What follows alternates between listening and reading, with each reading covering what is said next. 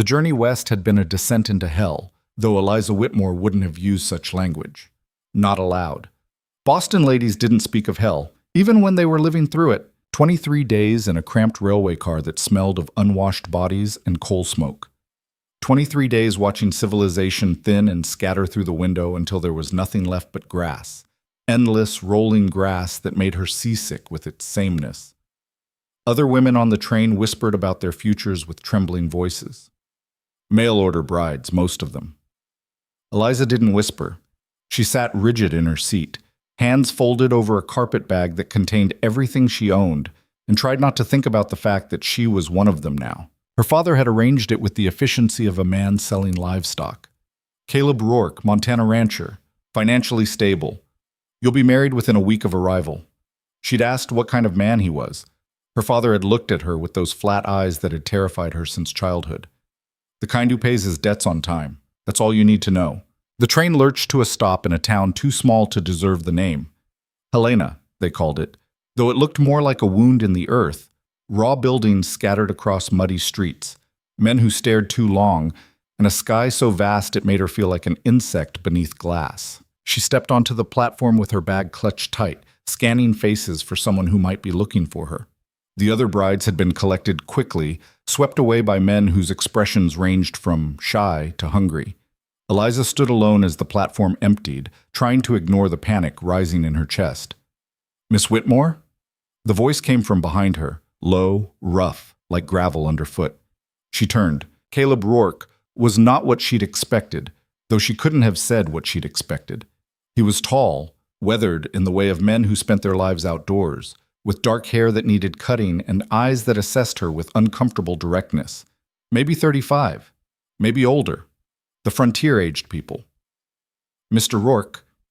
Her voice came out steadier than she felt. "Just Caleb." He reached for her bag and she let him take it because refusing seemed like starting a fight she couldn't win. "The wagon's this way." They walked in silence through streets that sucked at her boots. She'd worn her best dress, dark blue wool, that had seemed practical in Boston, but felt absurd here. Everything felt absurd here. The buildings were too small, the people too rough, the air too empty of the sounds she'd known her whole life. No church bells, no street vendors, no civilized rhythm to measure time by. The wagon was exactly what she'd expected. Functional, battered, pulled by two horses who looked as tired as she felt. Caleb helped her up without ceremony, then climbed beside her and took the reins. They were a mile outside town before he spoke again. "I'm not going to pretend this is something it's not," he said, eyes on the road ahead. "Your father needed money, I needed a wife. That's the arrangement." Eliza's throat tightened, but she kept her voice level. "I'm aware, but I want you to know something." He glanced at her then, and there was something in his face she couldn't quite read. "I won't be cruel. I won't raise a hand to you. And I won't expect things you're not willing to give. We'll figure the rest out as we go." She didn't know what to say to that. In Boston, men spoke in implications and expectations. This blunt honesty was foreign territory. "Thank you," she managed finally. He nodded and said nothing else. The ranch appeared as the sun dropped toward the mountains, a house that was more structure than home, a barn that had seen better years, corrals and outbuildings scattered across land that rolled toward distant peaks. It wasn't grand, it wasn't even pretty, but it was solid, and after weeks of uncertainty, solid meant something. Caleb helped her down from the wagon. "I'll show you inside. You'll want to settle before dark." The house was sparse, clean but sparse. A main room with a wood stove and rough-hewn furniture. A small kitchen. 2 bedrooms, one clearly unused. He set her bag in the unused room without comment. "I'll sleep out here," he said, gesturing to the main room, "until you decide otherwise." That surprised her more than anything else had. "That's not necessary." "It is to me." His tone left no room for argument. "You didn't choose this, Eliza. Neither did I, really. But we're stuck with it, so we might as well make it bearable." She studied him in the fading light. There was a weariness to him that had nothing to do with physical exhaustion. This man had been alone too long, she thought. The frontier had worn him down in ways she was only beginning to understand. "All right," she said quietly. That first night she lay in the small bedroom listening to unfamiliar sounds, wind against walls, the house settling, distant animal calls she couldn't identify. In Boston, there had been carriages and voices and the constant hum of city life. Here, there was nothing but space and silence and the terrifying realization that she was more alone than she'd ever been, even with a stranger sleeping 20 feet away. She didn't cry. Tears were a luxury she couldn't afford anymore. Morning came hard and early. Caleb was already up when she emerged, coffee brewing on the stove. "You ride?" he asked without preamble. "No. You'll learn. Can't live out here without it." He poured coffee into 2 tin cups, handed her one. "We've got cattle to check, fences to mend, and about 1,000 other things that won't wait. I'll teach you what you need to know." It wasn't an offer. It was a statement of fact. The days that followed blurred into a pattern of exhaustion and incremental learning. Caleb was a hard teacher, but a fair one. He showed her how to handle a horse, how to read weather in the sky, how to tell sick cattle from healthy.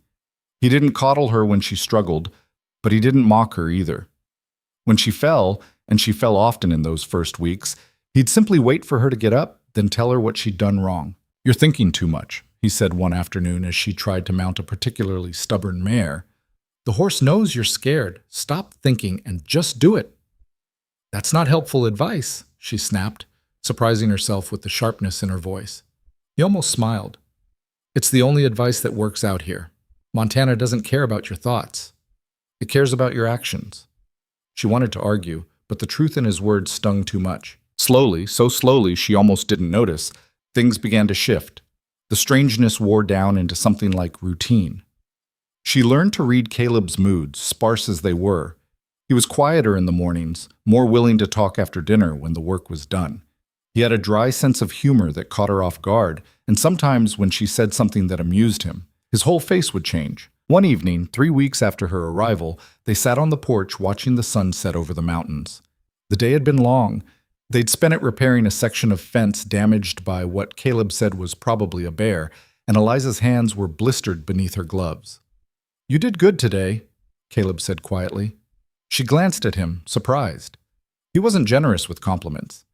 "I didn't do much, mostly just handed you tools. You didn't complain. That's more than most would manage." He leaned back against the porch post. "I know this isn't what you wanted, Eliza. This life. Me. Any of it." She considered lying, then decided against it. No, it wasn't. "What did you want?" The question caught her unprepared. No one had asked her that in, she couldn't remember how long. "I wanted to choose," she said finally. "Just once I wanted to choose something for myself." He was quiet for a moment. Then, "What would you have chosen?" "I don't know. Maybe that's the worst part. I never had the chance to find out." She pulled her gloves off, wincing at the raw skin beneath. "My mother died when I was 12. After that, it was just my father and his expectations. Marry well, speak properly, don't embarrass the family. When he lost money gambling..." She stopped herself. Some truths were too bitter to speak aloud. "He sold you to cover his debts," Caleb finished. She flinched at the bluntness but didn't deny it. "I'm sorry," he said. "For what that's worth." They sat in silence as darkness crept across the valley. Somewhere in the distance, a coyote called, and another answered. The sound made her shiver. "You're afraid of them," Caleb observed. "Not a question. I'm afraid of everything out here," she admitted. "The space, the silence, the way nothing is predictable or controlled. In Boston, I knew what each day would bring. Here," she gestured at the vast emptiness surrounding them. "Here, I don't know anything." "You know more than you think." He stood, stretched, his joints popping. "You've survived 3 weeks. That's more than I expected when I first saw you on that platform, looking like you'd stepped out of a painting. Is that a compliment or an insult?" "It's an observation." He moved toward the door, then paused. "For what it's worth, Eliza, I'm glad you're here. This place, it gets lonely. It's good to have someone to talk to." He went inside before she could respond, leaving her alone with the darkness and the strange warmth his words had sparked in her chest. The marriage itself happened on a cold Saturday in late April. They rode into Helena together, stood before a circuit judge who'd seen 100 marriages just like theirs, and spoke vows that meant everything and nothing. Caleb's hand was steady when he slipped a simple gold band onto her finger. Hers trembled. Afterward, he asked if she wanted to get dinner in town, but she shook her head. She wanted to go home, and the fact that she'd thought of the ranch as home surprised her more than anything that had happened that day. That night, Caleb didn't sleep in the main room. He came to her door, knocked softly, waited for her to invite him in. There was nothing practiced or smooth about what followed. It was awkward and uncertain and achingly human, but there was kindness in it, patience, an unspoken question in every touch. Is this all right? Can I continue? Afterward, lying beside him in the darkness, Eliza felt the weight of expectation shift. This wasn't love. Not yet. Maybe not ever. But it was something. A beginning, perhaps. A door opening onto possibility. Are you all right? Caleb asked quietly. I don't know, she answered honestly, but I'm here. That's something. He found her hand in the darkness, squeezed it once. It is. Spring turned to summer, and with it came a rhythm that felt almost natural. Eliza learned to shoot, not well, but well enough. She learned to read the land, to spot when cattle were struggling, to predict when storms would roll down from the mountains. Caleb started asking her opinion on things.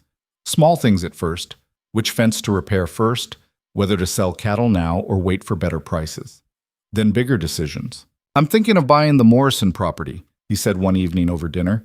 The old man died last winter, and his sons want to sell. It borders our eastern section. Good grazing. Can we afford it? Eliza asked. The we slipped out naturally, and something flickered in Caleb's expression. If we're careful, but it's a risk. What's the worst that happens? We overextend ourselves and lose everything if we hit a bad season.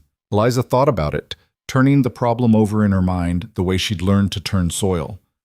What if we partner with someone, split the cost and the land? Caleb stared at her. That's actually not a bad idea. Don't sound so surprised. He almost smiled. I'm not. You're smarter than I gave you credit for when you first showed up in that fancy dress. I'm smarter than most people give me credit for. It's been the story of my life. They bought the Morrison property in partnership with their nearest neighbor, a gruff widower named Thomas Chen, whose family had come west to work the railroads and stayed. It was Eliza's idea to formalize the arrangement with a written contract, splitting costs and profits equally. Thomas's daughter, Ruth, was the first woman near Eliza's age she'd met since arriving, and they formed a friendship built on shared exhaustion and dark humor about frontier life. Your husband looks at you like you hung the moon, Ruth said one afternoon as they worked together canning vegetables. Eliza glanced up, surprised. He does not. He absolutely does. You just don't see it because you're usually covered in dirt and too tired to notice anything. We barely know each other. You've been married 4 months and you're running a ranch together. I'd say you know each other pretty well. Ruth sealed another jar, her movements practiced and efficient. Question is, how do you look at him? Eliza didn't answer. She wasn't sure she could. But that night, watching Caleb work on the ranch's books by lamplight, his brow furrowed in concentration, she thought maybe Ruth had a point. He wasn't handsome in any conventional sense. His face was too weathered, too hard. But there was something solid about him, something steady. When he gave his word, he kept it. When he made a promise, he followed through. In a world of uncertainty, that meant everything. You're staring, he said without looking up. I'm thinking. About what? About how different everything is from what I expected. Now he did look up, setting down his pen. Better or worse? Different, she repeated. Not everything has to be one or the other. He studied her for a long moment. No, I suppose it doesn't. Summer bled into autumn, and with the changing season came the first real trouble. Cattle started disappearing, not many, but enough to notice. Then fences were cut. Caleb's jaw tightened every time they found fresh damage. It's Garrett, Thomas Chen said when they met to discuss the situation. Has to be. Marcus Garrett owned the largest spread in the territory, a sprawling empire built on what people whispered was violence and intimidation.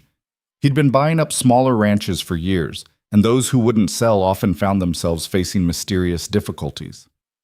We don't know that for sure, Caleb said, but there was no conviction in his voice. Who else would it be? Thomas demanded. He's made no secret of wanting to expand eastward. Our properties are in his way. Then we protect what's ours, Eliza said. Both men looked at her. What? We can't just wait for him to destroy us piece by piece. What do you suggest? Caleb asked. We hire men. We patrol our borders. We make it clear we're not easy targets. That takes money we don't have, Thomas pointed out. Then we find it.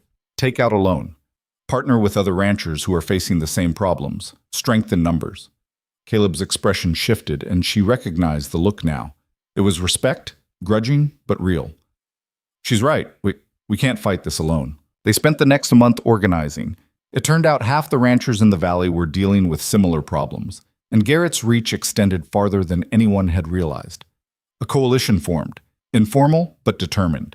They pooled resources, hired guards, established patrol routes. Eliza found herself in the middle of it all, her Boston education suddenly useful in ways she'd never imagined. She could read contracts, spot unfair terms, organize information into coherent strategies. The men started coming to her with questions, and she started providing answers. You're good at this, Caleb said one night after a particularly long meeting at their kitchen table. The organizing, the planning. In Boston, I spent years watching my father conduct business. I learned more than he realized. She rubbed her tired eyes. He thought I was just decorative. Turns out I was paying attention the whole time. His loss is my gain. She looked up, caught by something in his tone. Caleb, I mean it, Eliza. I know how this started, what it was. But somewhere along the way, it became something else. He reached across the table, covered her hand with his. At least for me. If you don't feel the same way, I understand. But I needed you to know. Her heart hammered against her ribs. I don't know what I feel, she said honestly. Everything out here is so different from what I knew, including you, including us. That's not a no. It's not a yes either. I'll take it. He squeezed her hand once, then let go. I'm a patient man, Eliza. The frontier teaches you that if nothing else. But patience ran out fast when violence came calling. It happened on a Tuesday in late October. Caleb and Thomas had ridden to Helena for supplies, planning to be gone 2 days. Eliza stayed behind with Ruth and a young hired hand named Billy, who couldn't have been more than 17. The morning passed quietly. Too quietly, though Eliza didn't recognize the warning signs until it was too late. She was hanging laundry when she smelled smoke, not wood smoke from a stove. This was wrong, thick and acrid, coming from the direction of the hayfield. She dropped the sheets and ran. The field was burning, not from lightning or accident. The fires had been set deliberately in multiple places, designed to spread fast. Billy was already there with buckets, but it was hopeless. The flames were too big, too hungry. Get Ruth, Eliza shouted. We need to protect the barn. They worked frantically, dousing the barn roof with water, creating a fire break, watching helplessly as months of stored hay went up in smoke. The heat was intense, the air choking. Eliza's eyes streamed, her lungs burned, but she kept moving because stopping meant losing everything. The riders appeared through the smoke like ghosts. 3 of them, faces covered with bandanas. They didn't speak. They didn't need to. Their message was clear in the way they sat their horses, watching the destruction they'd caused. Billy reached for the rifle they'd propped against the barn wall. One of the riders drew faster, fired a shot that kicked up dirt at Billy's feet. The boy froze. Smart, the rider said. His voice was muffled by the bandana, but Eliza heard the threat in it. Your boss needs to understand something. This land isn't worth dying for. Tell that to Mr. Garrett, Eliza heard herself say. Her voice sounded steadier than she felt. Since he's the one trying to steal it. The rider's eyes narrowed above the bandana. Careful, lady. You're out here all alone. Awful lot could happen before help arrives. Fear spiked through her, sharp and cold. But beneath it, something else stirred. Anger. She'd been controlled, dismissed, and underestimated her entire life. She'd been sold like property and shipped west like cargo. She'd survived all of it. She'd be damned if she'd be intimidated now. I'm not alone, she said, and neither are you. Every rancher in this valley knows what Garrett's doing. You think they'll ignore it when he escalates to murder? Who said anything about murder? But there was uncertainty in the rider's voice now. What else do you call this? You're destroying our livelihood, threatening us with guns. How far are you planning to go? The riders exchanged glances. They'd expected fear, compliance. Not this. Not a Boston-educated woman standing her ground in front of a burning field, asking questions that had no good answers. Tell Garrett we're not selling, Eliza continued. Her hands were shaking, but she kept them at her sides where the riders couldn't see. Tell him we're not leaving.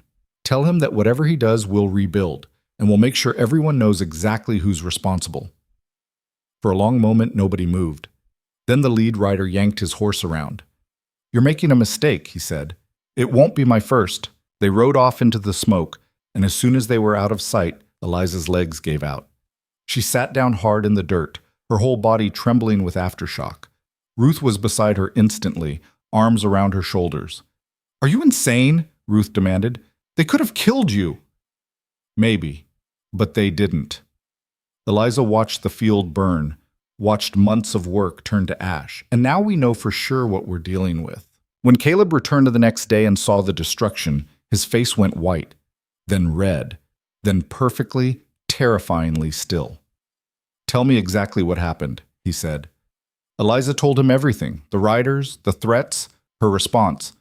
When she finished, he was quiet for so long she started to worry. You could have died, he said finally. I know. They could have... He stopped, jaw working. Eliza, you can't take risks like that. What was I supposed to do? Run? Hide? Let them burn everything we've built? Yes. If it meant staying alive, yes. He grabbed her shoulders, not hard, but firmly enough to make her meet his eyes. None of this matters if you're dead.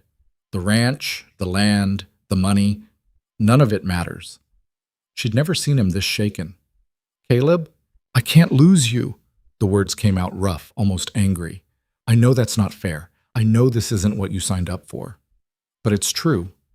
Somewhere between that train platform and now, you became everything. And I can't lose you. Her breath caught. You won't, she said. You won't lose me. But I can't promise I'll hide either. This is my home too. I have a right to defend it. He pulled her against his chest, held her tight enough that she could feel his heart hammering. Then we defend it together. No more solo heroics. Promise me. I promise. But even as she said it, she knew the real fight was just beginning. Garrett wouldn't stop. Not now. Not after being defied. The burning field was an opening move, and they all knew it. The autumn air had teeth now, and winter was coming. But so was war. And this time, Eliza Whitmore was ready. The ashes from the hayfield stained the air for 3 days, a constant reminder of how quickly everything could burn. Caleb barely slept. He'd ride the property line at dawn, check the cattle at noon, patrol again at dusk. His rifle never left his side, and the tension in his shoulders didn't ease even when he sat down to dinner. You're going to work yourself into the ground, Eliza said on the 4th night, watching him push food around his plate without eating. Can't let my guard down.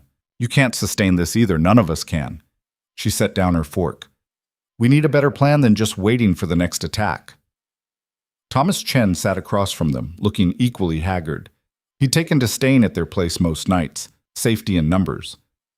What kind of plan? We're already patrolling. We've got Billy and 2 other men watching the herds, short of sleeping in the fields ourselves. We go on offense, Eliza interrupted. Both men stared at her. Not violence, information. Garrett's been operating in shadows because nobody's challenged him publicly. What if we changed that? How? Caleb asked. She'd been thinking about this for days, turning it over in her mind while she worked. We document everything, every attack, every threat, every piece of property he's stolen. We gather testimony from other ranchers. Then we take it to the territorial governor. The governor's in the capital, 300 miles away, Thomas pointed out. Then one of us rides there. We make this public. Make it impossible for Garrett to hide behind hired men and plausible deniability. She looked at Caleb. You said yourself he's only powerful because people are afraid. What if we take away the fear? Caleb was quiet for a long moment, his jaw working. Then, it's risky. Going public means declaring war. We're already at war. We're just losing quietly. Thomas laughed, a short bark of sound. She's got a point. I've spent 2 years watching Garrett pick off my neighbors one by one. Never thought to actually fight back with anything but bullets. Because bullets are what men understand out here, Caleb said, but there was no heat in it. He was thinking, calculating. If we do this, we do it right. That means solid evidence, names, dates, damages, everything documented properly. I can handle that, Eliza said. I'll ride to every ranch that's been hit, collect statements, build a case that even a territorial governor can't ignore. You're not riding alone, Caleb said flatly. I'll go with her, Ruth offered. She'd been quiet through dinner, but now she leaned forward. My father's been talking about this with other ranchers anyway. Half the valley wants to do something, but nobody knows what. This gives them direction. Over the next 2 weeks, Eliza and Ruth became circuit riders of a different kind. They traveled from ranch to ranch, sitting at kitchen tables and listening to stories that all sounded sickeningly similar. Cattle disappearing, fences destroyed, water sources poisoned, barns burned, and always the same shadowy presence behind it all. Most ranchers were eager to talk once they understood someone was finally listening. A few were too frightened, but even they provided details. Dates, descriptions of the men who'd threatened them, rough estimates of losses. Eliza wrote it all down in a ledger she'd bought in Helena, her neat handwriting filling page after page with evidence. You're good at this, Ruth said one afternoon as they rode between properties, getting people to open up, making them feel heard. In Boston, women were expected to listen well and speak little. Turns out that's a useful skill when you're trying to build trust. Eliza shifted in her saddle, still not entirely comfortable after hours of riding. Though I prefer being able to do something with what I hear now. You really were a different person back there, weren't you? I was half a person. This place, she gestured at the vast landscape around them. It's brutal and terrifying and nothing like I imagined. But at least here I'm whole. Does that make sense? More than you know. By the end of the second week, they had testimony from 23 ranchers and documented losses totaling over $40,000. The evidence was damning, and it all pointed to Marcus Garrett's operation. Caleb studied the ledger that evening, his expression darkening with each page. This is good work, Eliza, thorough. But you know what happens when we present this, don't you? Garrett stops hiding and comes at us directly. Exactly. Right now he's still being somewhat careful. Plausible deniability. Once we go public, he'll have nothing to lose. Then we'd better be ready. The coalition meeting happened 3 days later in the Chen family barn, the largest structure available. 37 ranchers showed up, more than Eliza had expected, though Thomas said it was less than half the families affected. Fear still kept many away. She stood at the front of the barn, the ledger in her hands, and felt the weight of every eye on her. A woman addressing a room full of men who weren't used to taking direction from anyone, let alone someone who'd been in Montana less than a year. Her hands wanted to shake. She didn't let them. Most of you know why we're here, she began. Her voice carried better than she'd expected in the barn's acoustics. For the past 3 years, Marcus Garrett has been systematically destroying anyone who stands between him and total control of this valley. He's done it through intimidation, violence, and the careful destruction of our livelihoods. He's done it because he believed we were too scattered, too afraid, and too powerless to stop him. She held up the ledger. This document proves he was wrong. It contains detailed testimony from 23 ranches, dates, damages, descriptions of the men Garrett employs. It's a criminal case, documented and ready for prosecution. And tomorrow, I'm riding to the Capitol to present it to the territorial governor. Murmurs rippled through the crowd. A grizzled rancher named Silas spoke up. What makes you think the governor will care? Garrett's got influence, money, connections. He has those things because we've let him operate unchallenged, Eliza said. But this isn't just about one man's crimes anymore. This is about whether the law means anything in Montana territory. If the governor ignores evidence this comprehensive, he's complicit. And that's something we can take to newspapers, to federal authorities, to anyone who'll listen. Garrett's power ends when we stop being silent. Another rancher, younger, stood up. You're asking us to put targets on our backs. The moment Garrett hears about this, pause. He'll already know, Caleb interrupted, standing beside Eliza. You think he doesn't have people here? Someone in this barn will ride straight to him after we're done. That's fine. Let him know. Let him understand that we're not hiding anymore, and we're not fighting alone. There are 37 of us here. 37 ranches willing to stand together. That's more than he can handle, and he knows it. Easy for you to say, Silas muttered. You're not the one riding into danger. My wife is, Caleb said, and there was steel in his voice. She's the one taking the real risk.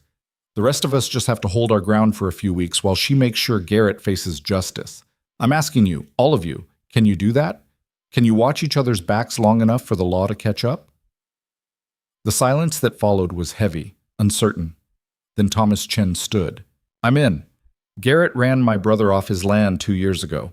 I watched him lose everything and couldn't do a damn thing about it. If there's finally a chance to make this right, I'm taking it. One by one, others stood. Not all of them. Eliza counted at least 8 who stayed seated, doubt and fear written across their faces. But most stood, most committed. And that would have to be enough. After the meeting, as people filtered out into the cold night, Silas approached Eliza with his hat in his hands. I didn't mean to question your courage, ma'am. It's just, my wife's already lost one husband to violence. I can't put her through that again. I understand, Eliza said, and meant it. Fear isn't weakness, it's survival. But sometimes the only way to survive is to stop running. He nodded slowly, then left without another word. Caleb found her outside the barn, staring up at stars so bright and numerous they looked like spilled salt across black cloth. You were incredible in there, he said. I was terrified. Didn't show. She laughed, a shaky sound. Good. Because I'm about to do something even more terrifying. The Capitol ride. He moved closer, his warmth a welcome contrast to the night air. Eliza, you don't have to do this. We can send someone else. No. It has to be me. I built the case. I know every detail. And honestly, she turned to face him. I need to do this. I need to prove, to myself more than anyone, that I'm not that powerless woman who stepped off the train 6 months ago. You were never powerless. You just didn't know your own strength yet. Maybe. She studied his face in the starlight. Caleb, if something happens, nothing's going to happen. But if it does, I need you to know, the words stuck in her throat, too big and too frightening to release. This thing between us, it's real for me now. Not just survival or partnership or any of the reasonable things we told ourselves it was. It's real. His hand found hers in the darkness. It's been real for me for months. I was just waiting for you to catch up. I'm a slow learner. You're a careful one. There's a difference. He pulled her close, and they stood like that for a long moment, drawing strength from each other. When I come back, we're going to finish this. All of it. Garrett, the ranch, us, everything. That's a hell of a promise. I'm a hell of a woman. Haven't you noticed? He kissed her then, and it felt like falling and flying at the same time. The next morning came too early. Eliza packed light, the ledger, some clothes, enough money for the journey. Caleb had wanted to accompany her, but they'd both agreed he was needed more at the ranch.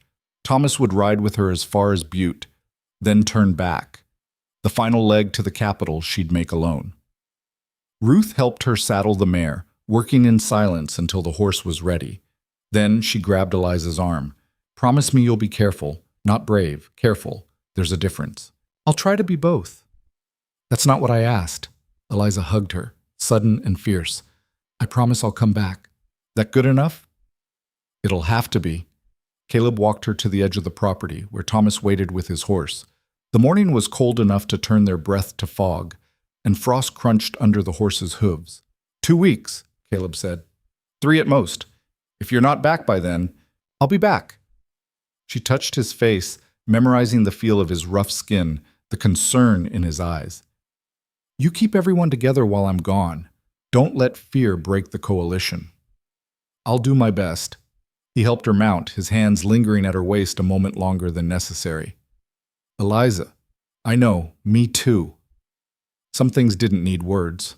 The ride to Butte took 2 days of hard travel. Thomas kept conversation light when they stopped to rest, asking about her life in Boston, sharing stories about his family's journey west. It was a kindness, she realized, keeping her mind occupied so she couldn't dwell on what waited ahead.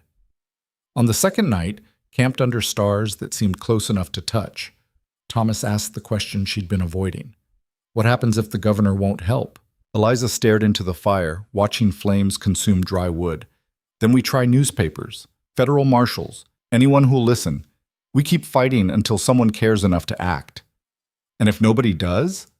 She'd thought about this during long nights when sleep wouldn't come. Then we've still won something. We've proven to ourselves that we're not helpless, that we tried. Sometimes that's all you can do. That's not much of a victory. It's more than Garrett's ever given anyone. At least it's ours. They parted ways in Butte, Thomas gripping her hand hard before he turned back toward home. Give 'em hell, Boston, he said. Show those capital folks what frontier women are made of.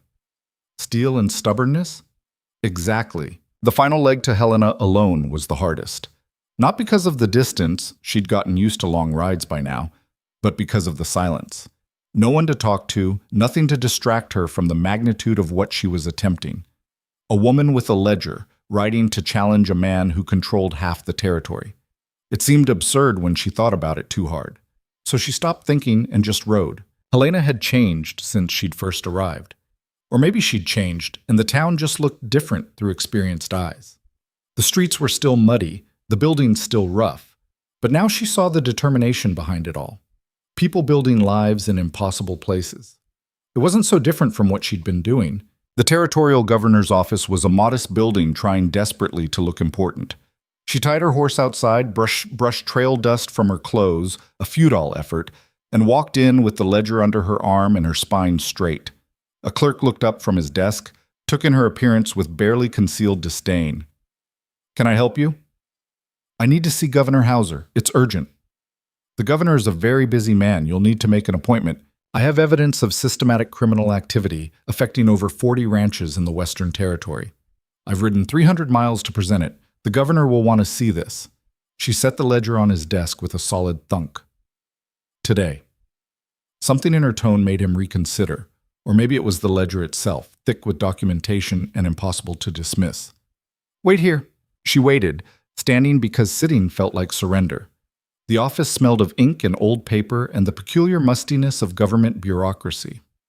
15 minutes passed, then 30. Just when she thought she'd have to make a scene, the clerk returned. "Governor Hauser will see you now. You have 10 minutes." Governor Samuel Hauser was a square-shouldered man in his 50s with sharp eyes that missed nothing. He gestured for Eliza to sit, then remained standing himself, a power play she recognized from watching her father conduct business. "I'm told you have urgent information," he said. "Make it quick." She didn't sit. Instead, she opened the ledger and began laying out the evidence page by page. Dates of attacks, testimony from victims, estimated financial damages. She presented it like a lawyer making a case, because that's what it was. By the time she finished, Hauser was sitting, the power play forgotten. "This is extensive," he said finally. "It's also incomplete. These are just the ranchers willing to go on record. There are dozens more too frightened to speak up. You're accusing Marcus Garrett. You understand he's a significant figure in this territory? His ranch employs over 100 men. He's donated to schools, churches. He's also responsible for the systematic destruction of competing ranches through violence and intimidation. The donations are cover. This is the reality." She kept her voice level, professional. "Governor, I'm not asking you to take my word for it. I'm asking you to investigate. Talk to these ranchers yourself. Look at the patterns. This isn't speculation, it's documentation." Hauser studied the ledger, his expression unreadable. "Who assembled this?" "I did, with help from other ranchers' wives who've been keeping their own records." "You're Rourke's wife, the Boston woman." It wasn't a question. "I've heard about you. Some people say you're stirring up trouble where there wasn't any before." "Some people profit from others staying quiet. I'm not interested in protecting their comfort." He almost smiled. "No, I don't imagine you are." He closed the ledger, but didn't push it away. "If I investigate this, and I'm not promising anything, Garrett will know. He'll retaliate. Are you prepared for that?" "He's already retaliating. At least if you investigate, we'll have a chance at justice instead of just survival." "Justice is a luxury out here, Mrs. Rourke. Most people settle for breathing." "Then maybe it's time that changed." They locked eyes across the desk, and Eliza understood this was the moment everything turned on. Hauser could dismiss her, send her back with empty platitudes and promises of eventual action that would never come. Or he could act. But she couldn't force him. All she could do was stand her ground and hope the evidence spoke loud enough. "I'll review this," Hauser said finally. "Thoroughly. And I'll send a deputy marshal to interview the ranchers you've listed. If the evidence holds up under scrutiny, and that's a significant if, we'll pursue formal charges." It wasn't everything she'd hoped for, but it was more than she'd feared. "Thank you, Governor." "Don't thank me yet. This could go very badly for everyone involved, including you." He stood, signaling the meeting was over. How long are you staying in Helena? I leave tomorrow morning. Then I hope you make it home safely, Mrs. Rourke. Something tells me the next few weeks are going to be difficult. She left with the ledger still in his possession and no certainty beyond the fact that she'd done everything she could. Now it was up to men in power to decide whether justice mattered more than convenience. The ride back felt longer, though it covered the same distance. Eliza's mind wouldn't settle, running through everything that could go wrong. What if Hauser did nothing? What if Garrett found out and escalated? What if she'd just made everything worse? She was 2 days out from Butte when she saw the smoke. At first she thought it was a campfire or someone burning brush. But as she got closer, the smell changed. Thicker. Wrong. And when she crested the next rise, she saw what was burning. The Morrison property, the land they'd bought in partnership with Thomas Chen. The barn was fully engulfed, flames reaching toward the sky like desperate hands. The house was starting to catch, smoke pouring from windows. Eliza kicked her horse into a gallop, her heart hammering. Please let them be out. Please let them have escaped. She found Thomas in the yard, beaten badly enough that his face was barely recognizable. He was conscious, barely, trying to crawl toward the well. Thomas! She was off her horse and beside him in seconds. What happened? Where's your family? Got them out. Each word seemed to cost him.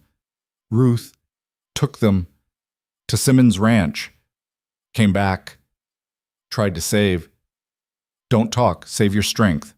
She got water from the well, helped him drink, assessed his injuries with hands that wanted to shake. Broken ribs, definitely. Maybe worse. Blood matted his hair on one side. How many were there? 6. Maybe 7. Garrett's men. He gripped her arm with surprising strength. They knew about the governor. Someone told them. Ice flooded Eliza's veins. When? 2 days ago. Been hitting everyone. Your place, don't know. She looked at the burning buildings, then back at Thomas. Her place. Caleb. If Garrett's men had been attacking for 2 days. I have to go, she said. I have to get home. Go. I'll manage. Thomas? Go. She rode harder than she'd ever ridden, pushing her mare past the point of safety. The horse was near collapse when she finally saw her ranch on the horizon. It was still standing. Relief hit her so hard she almost fell from the saddle. But something was wrong. Too quiet. No smoke from the chimney, no movement in the corrals. She approached cautiously, rifle in hand, every sense alert. Caleb? She called out. Nothing. Billy? Anyone? The house was empty but intact. No signs of struggle, no blood. Her panic eased slightly. In the barn she found the horses, fewer than there should be, but alive. Someone had left in a hurry. She was checking the main corral when she heard hoofbeats, multiple riders approaching fast. She ducked behind the barn, rifle ready, heart pounding. Eliza, Caleb's voice. Eliza, if you're here, you're... She stepped out, and he nearly fell off his horse getting to her. His arms came around her so tight she couldn't breathe, and she didn't care. You're alive, he said into her hair. Thank everything. You're alive. What happened? Where is everyone? Scattered, hiding. Garrett went insane when he heard about the governor. He's been attacking every ranch in the coalition. We've been trying to coordinate a defense, but... He pulled back, looked at her. Thomas? Alive. Barely. The Morrison place is gone. She forced the words out past the tightness in her throat. How bad is it everywhere else? Bad. 3 ranches burned completely, dozens of cattle killed or stolen, 2 men dead, both hired hands who tried to fight back. His face was haggard, exhausted beyond anything she'd seen. We can't hold out much longer, Eliza. Not like this. The governor said he'd investigate. He took the evidence. That's going to take weeks, maybe months. We don't have that kind of time. Behind him, 5 other men waited on horses. She recognized some of them from the coalition meeting. They looked as desperate as Caleb and just as determined. So what do we do? She asked. We're heading to the Garrett Ranch. Now. Tonight. Caleb's jaw was set in a way that scared her. We're going to end this. That's suicide. He has over 100 men. We're not attacking. We're talking. We're going to offer Garrett a choice. Stop the violence and face legal consequences when they come, or keep fighting and face us right now, tonight, all together. He gestured to the men behind him. We've got 40 ranchers willing to ride. 40 armed men showing up at his door. Even Garrett has to respect that. And if he doesn't? Caleb's expression was grim. Then at least we go down fighting instead of being picked off one by one. Eliza looked at these men, her husband, her neighbors, people she'd come to care about over months of shared struggle. They were terrified and desperate and completely out of options. This wasn't strategy. It was a last stand. "Give me 5 minutes to change horses," she said. "I'm coming with you." Eliza, no. Don't even start. You said no more solo heroics? That goes both ways. She was already moving toward the barn. Besides, you're going to need someone with a cool head when this goes wrong. And it will go wrong. You don't know that. I know men. I know power. And I know Marcus Garrett didn't get where he is by backing down from threats. She saddled a fresh horse with quick, efficient movements. But maybe, just maybe, he'll listen to reason if it's presented right. And that's something I can do. They rode as the sun set, 40 riders moving together in a loose formation that spoke more of desperation than military precision. Eliza rode beside Caleb, and as darkness fell across the Montana landscape, she wondered if this would be the last ride any of them made. The Garrett Ranch appeared like a fortress in the distance, lights blazing from windows, guards visible at the perimeter. They'd been expecting trouble. Of course they had. The riders stopped 100 yards from the main house. One of Garrett's men rode out to meet them, his hand on his gun. "That's far enough. State your business." Caleb urged his horse forward, and Eliza moved with him. "We're here to talk to Garrett. Tell him Caleb Rourke requests a meeting." "Mr. Garrett doesn't meet with rabble." "Then tell him we're here to discuss the territorial investigation into his business practices," Eliza said. Her voice carried clearly in the cold air. "And tell him if he refuses, we're prepared to camp here until the deputy marshal arrives. I'm sure Mr. Garrett wouldn't want law enforcement showing up to find 40 armed ranchers surrounding his property. That might raise uncomfortable questions." The guard hesitated, clearly uncertain. Then he wheeled his horse around and galloped toward the house. They waited. The night got colder. Eliza's hands were numb on the reins, but she kept them steady. This was a gamble, and she knew it. Everything they'd built, every life in this coalition, balanced on what happened in the next hour. Finally, the guard returned. "Mr. Garrett will see 2 of you. No weapons." Caleb looked at Eliza. "You don't have to do this." "Yes, I do." They dismounted, handed over their rifles, and walked toward the house that had become the center of their nightmare. Behind them, 40 ranchers waited in darkness, their presence a promise and a threat. Marcus Garrett waited in a study that reeked of money and power. He was younger than Eliza expected, maybe 45, with cold eyes and a smile that didn't reach them. Everything about him said he was used to winning. "Mrs. Rourke, I've heard so much about you." His tone was cordial, almost friendly. It made her skin crawl. "The Boston woman who thinks she can change Montana. How charming." "I'm not trying to change Montana. I'm trying to stop you from destroying it." "Destroying?" "I'm building an empire that will outlast us all. I'm bringing order to chaos, prosperity to wilderness. The ranchers I've acquired, they were failures, weak. I made them offers. They refused. That's on them." "You made them offers backed by violence," Caleb said. "Threats. Murder." Garrett's smile never wavered. "Can you prove that? In a court of law with witnesses willing to testify against me? Because I have lawyers, Mr. Rourke, very good lawyers, and money buys a lot of selective memory." "The territorial governor has evidence," Eliza said. "Testimony from over 20 ranches, documentation of your crimes. Even your lawyers can't fight that." For the first time, something flickered in Garrett's expression. "Ah, yes, your little crusade to Helena. Very impressive. Also very foolish." He stood, moved to the window where he could see the riders waiting outside. "You've united people against me, made me into a villain. But here's what you don't understand, Mrs. Rourke. I don't need to beat you legally. I just need to wait you out. Investigations take time. Evidence gets lost. Witnesses disappear. By the time anything reaches a courtroom, if it ever does, most of your coalition will be broken or gone. That's how power works." "Then why agree to this meeting?" Eliza asked. "Curiosity, mostly. I wanted to see the woman causing me so much trouble. And to make you an offer.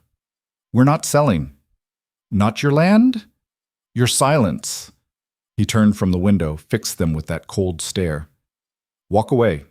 Convince your coalition to do the same. In exchange, I'll stop the attacks. You keep your ranch. I continue expanding elsewhere. Everyone survives. And justice? Caleb demanded. Justice is negotiable.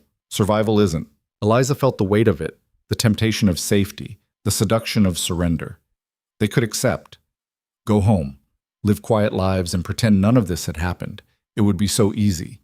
But then she thought of Thomas Chen, beaten nearly to death defending his property, of Ruth and her family forced to flee their home, of all the ranchers who'd trusted her enough to share their stories, their pain, their hope that something might finally change.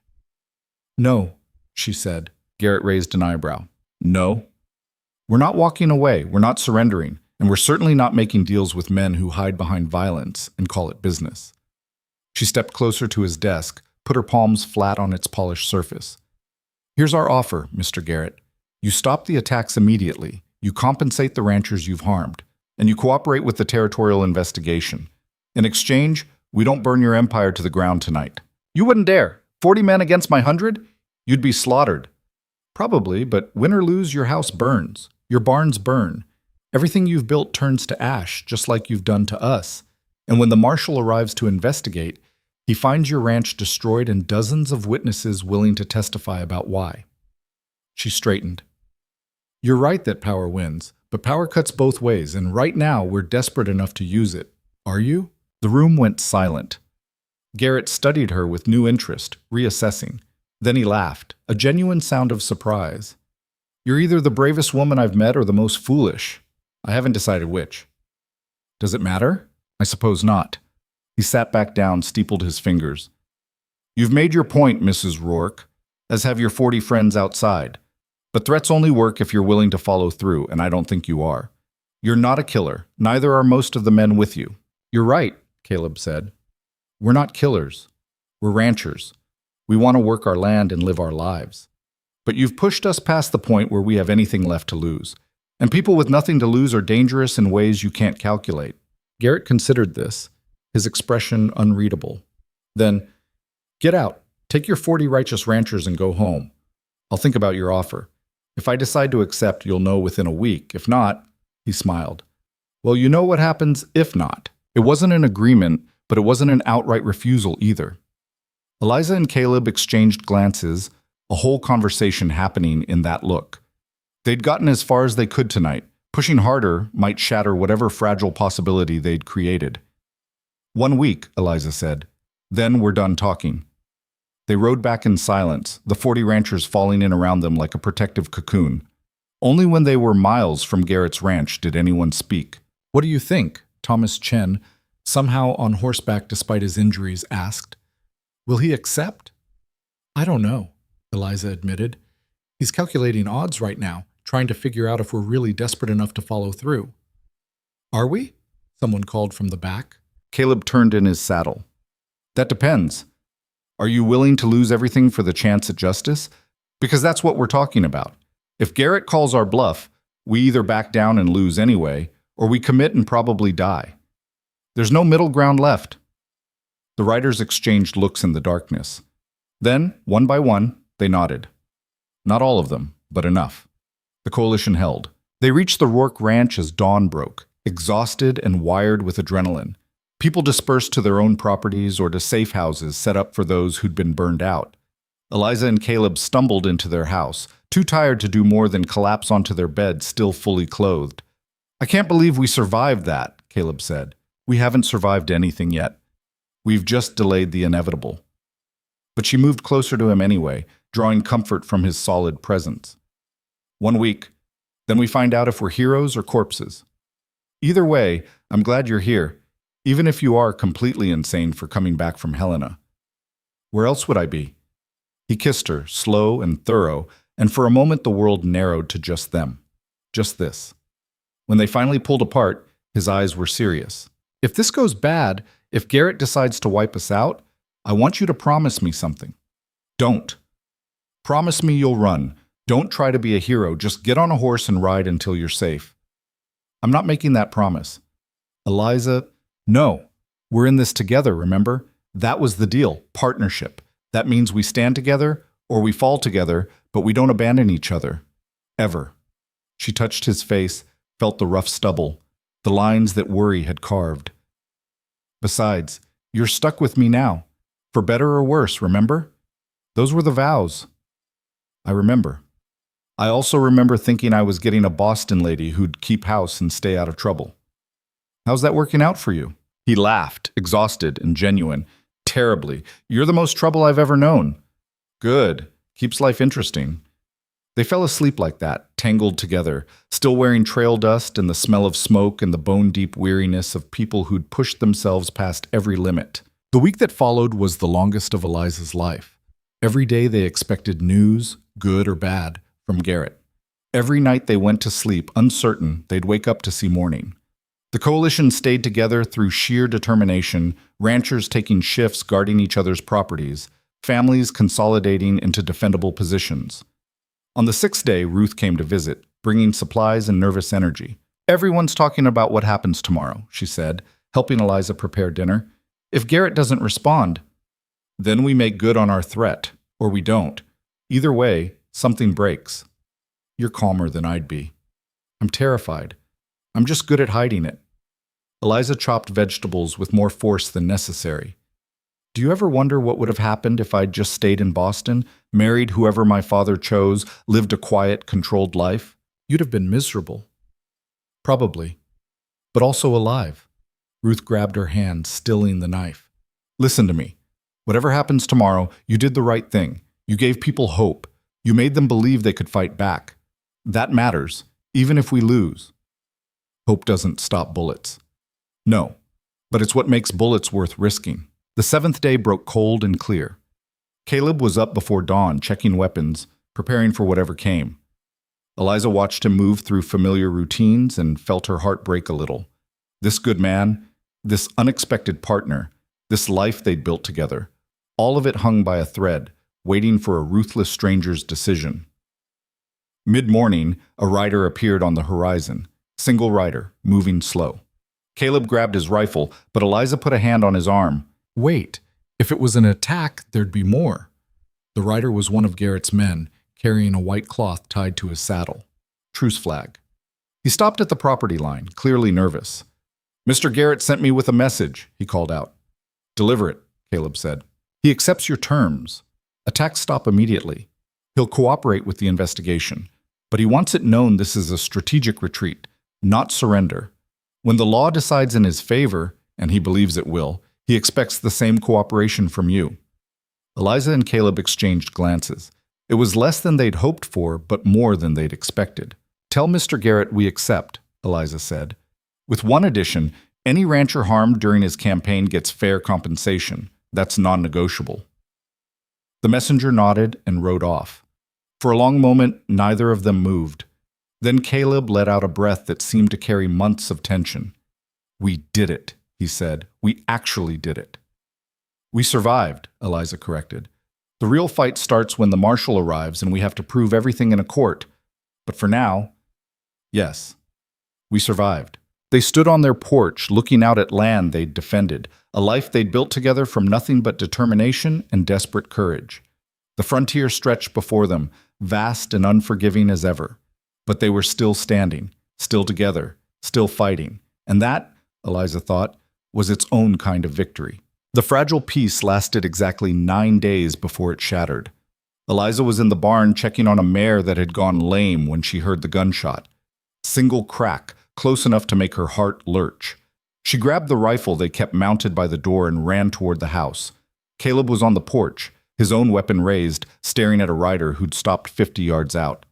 The man had his hands up, but there was blood on his shirt, fresh, spreading. Don't shoot, the rider called. His voice was weak, strained. I'm not here to fight. I'm here to warn you. Eliza reached Caleb's side, saw his jaw was clenched tight enough to crack teeth. Who are you? Name's Porter. I worked for Garrett. The man swayed in his saddle, clearly struggling to stay upright. There's something you need to know. The truce. It's a lie. Garrett's planning something. I tried to leave, tell someone, and he touched his side where the blood was darkest. His men shot me. I barely got away. Get down from there before you fall, Caleb ordered. Eliza, get the medical kit. She hesitated only a second, then ran inside. When she returned, Caleb had helped Porter off his horse and onto the porch steps. The wound was bad. A bullet had caught him high on the left side, probably punctured something important from the way he was breathing. Talk fast, Caleb said, as Eliza worked to stop the bleeding. What's Garrett planning? He never intended to honor the agreement. He's been buying off witnesses, threatening families. Anyone who testified in your ledger, he's going after them one by one. Not killing, he's smarter than that. Offering money, jobs, safe passage out of Montana, whatever it takes to make them recant their statements. Porter coughed, blood flecking his lips. By the time the marshal arrives, there won't be a case. Just a book full of signatures from people who suddenly can't remember what happened. Eliza's hand stilled on the bandage. How many has he gotten to? Last I heard, 7, maybe 8. He's moving fast because he knows time is the enemy. Another week and he'll have dismantled everything you built. Why are you telling us this? Caleb asked. If you work for him, worked. Past tense. Porter's face was gray with pain and something else. Shame, maybe. I did things for that man. Bad things. Told myself it was just business, just following orders. But there are lines, you know? And watching him destroy families who'd already lost everything, just to protect himself. He shook his head. I couldn't do it anymore. So I tried to leave. You see how that turned out. Eliza finished bandaging him as best she could. He needed a doctor, but the nearest one was in Helena, and she wasn't sure he'd survive the journey. We need to tell the others, she said to Caleb. If Garrett's systematically eliminating witnesses, he is, Porter interrupted. And it gets worse. He's got people watching you, Mrs. Rourke, watching everyone in the coalition leadership. The moment you try to rally the ranchers again, he'll know. He's always 3 steps ahead because he's got eyes everywhere. Caleb stood, paced the porch like a caged animal. So what do we do? We can't just sit here and watch him dismantle the case piece by piece. You go to the marshal directly, Porter said. Don't wait for him to come here. Ride to Helena, find him, tell him what's happening. Force the investigation to move faster before Garrett can finish covering his tracks. The marshal won't be there yet, Eliza said. The governor said it would take weeks to assign someone, then go to the governor again, make him understand the urgency. Porter's breathing was getting shallower. I know it's not much, but it's the only play you've got left. They got him inside, made him as comfortable as possible on the sofa. Eliza stayed with him while Caleb rode to get Thomas Chen and Ruth. Porter drifted in and out of consciousness, occasionally mumbling apologies or warnings. By the time the others arrived, he was burning with fever. We need to decide now, Thomas said after they'd filled him in. If what he's saying is true. It is, Ruth interrupted. She'd been quiet until now, her face pale. My father got a visit 3 days ago. Man offered him $500 to sign a paper saying he'd lied in his testimony, said it was for everyone's safety. My father refused, but... Her voice cracked. He's old and he's scared. How many others won't refuse? How many will take the money and run? The question hung heavy in the room. Eliza looked at these people, her friends, her allies, the fragile coalition that had taken months to build, and saw the doubt creeping in. They were exhausted. They'd lost homes, livestock, livelihood. And now Garrett was offering them an exit that didn't involve more fighting. We can't blame anyone who takes the deal, she said quietly. They've already sacrificed more than anyone should have to. But if they all take it, we lose, Caleb said. Everything we fought for, gone. Then we don't give them time to take it. Eliza stood, paced to the window. Outside, Montana stretched vast and indifferent. We move now, tonight. I ride to Helena again, find the governor, force his hand. Meanwhile, you, she turned to Thomas, you rally everyone who's left.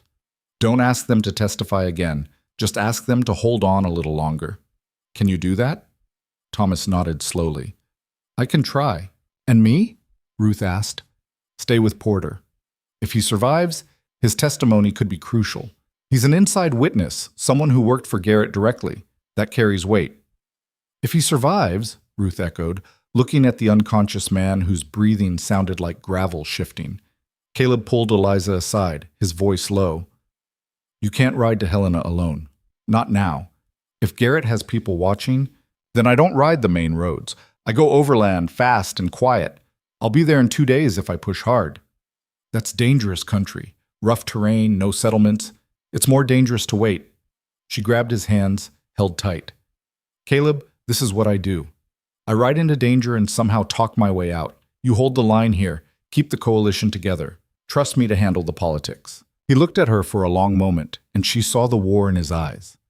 The desire to protect her battling against the knowledge that she was right, that they were out of options and out of time. You come back, he said finally. That's not a request. You come back. I always do. She left 2 hours later, taking the quietest horse and enough supplies for 3 days in case things went wrong. The route she'd chosen avoided towns and main roads, cutting through mountain passes and following game trails. It would save time but cost in danger. One wrong turn, one injury to the horse, one unexpected storm, and she'd be in serious trouble. The first day passed without incident, though every shadow made her jump. She kept expecting Garrett's men to appear, but the land stayed empty. By nightfall, she'd covered more ground than she'd hoped, and she made camp in a grove of aspens that offered some shelter from the wind. Sleep came in fits, haunted by dreams of burning buildings and Porter's blood-soaked shirt. She woke before dawn and rode on, pushing the mare hard but not recklessly. The terrain got rougher, rocky slopes that made the horse pick her way carefully, narrow paths that dropped off into nothing. She was navigating one such path when she heard voices below. 2 men, their words carrying up through the thin mountain air. Eliza dismounted, tied the mare to a scrub pine, and crept to the edge to listen. Said she'd come this way eventually. Smarter than using the main road. You sure it's her? Could be anyone. How many women you know riding alone through backcountry? It's Rourke's wife. Has to be. Ice flooded Eliza's veins. They were waiting for her. Garrett had predicted her move and positioned men to intercept. She backed away from the edge carefully, mind racing. She couldn't go forward. They'd spot her as soon as she descended. Going back meant losing a full day, and she didn't have that kind of time, which left going around. There was another pass, steeper and more dangerous, that would bring her down several miles west of where the men were waiting.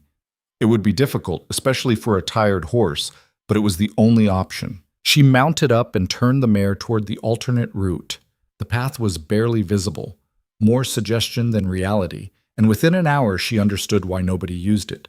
The slope was treacherous, loose rock and sudden drops that made every step a gamble. Twice the mare stumbled, and Eliza's heart stopped. But the horse was Montana-bred, tough and sure-footed, and she picked her way down with determined care. They made it to the bottom as the sun reached its peak.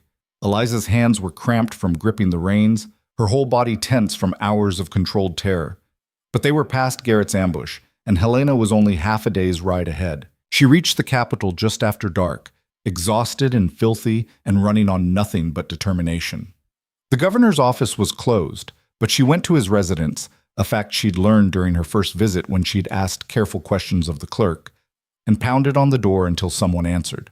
A servant opened it, took one look at her trail-worn appearance, and tried to close the door. Eliza jammed her boot in the gap.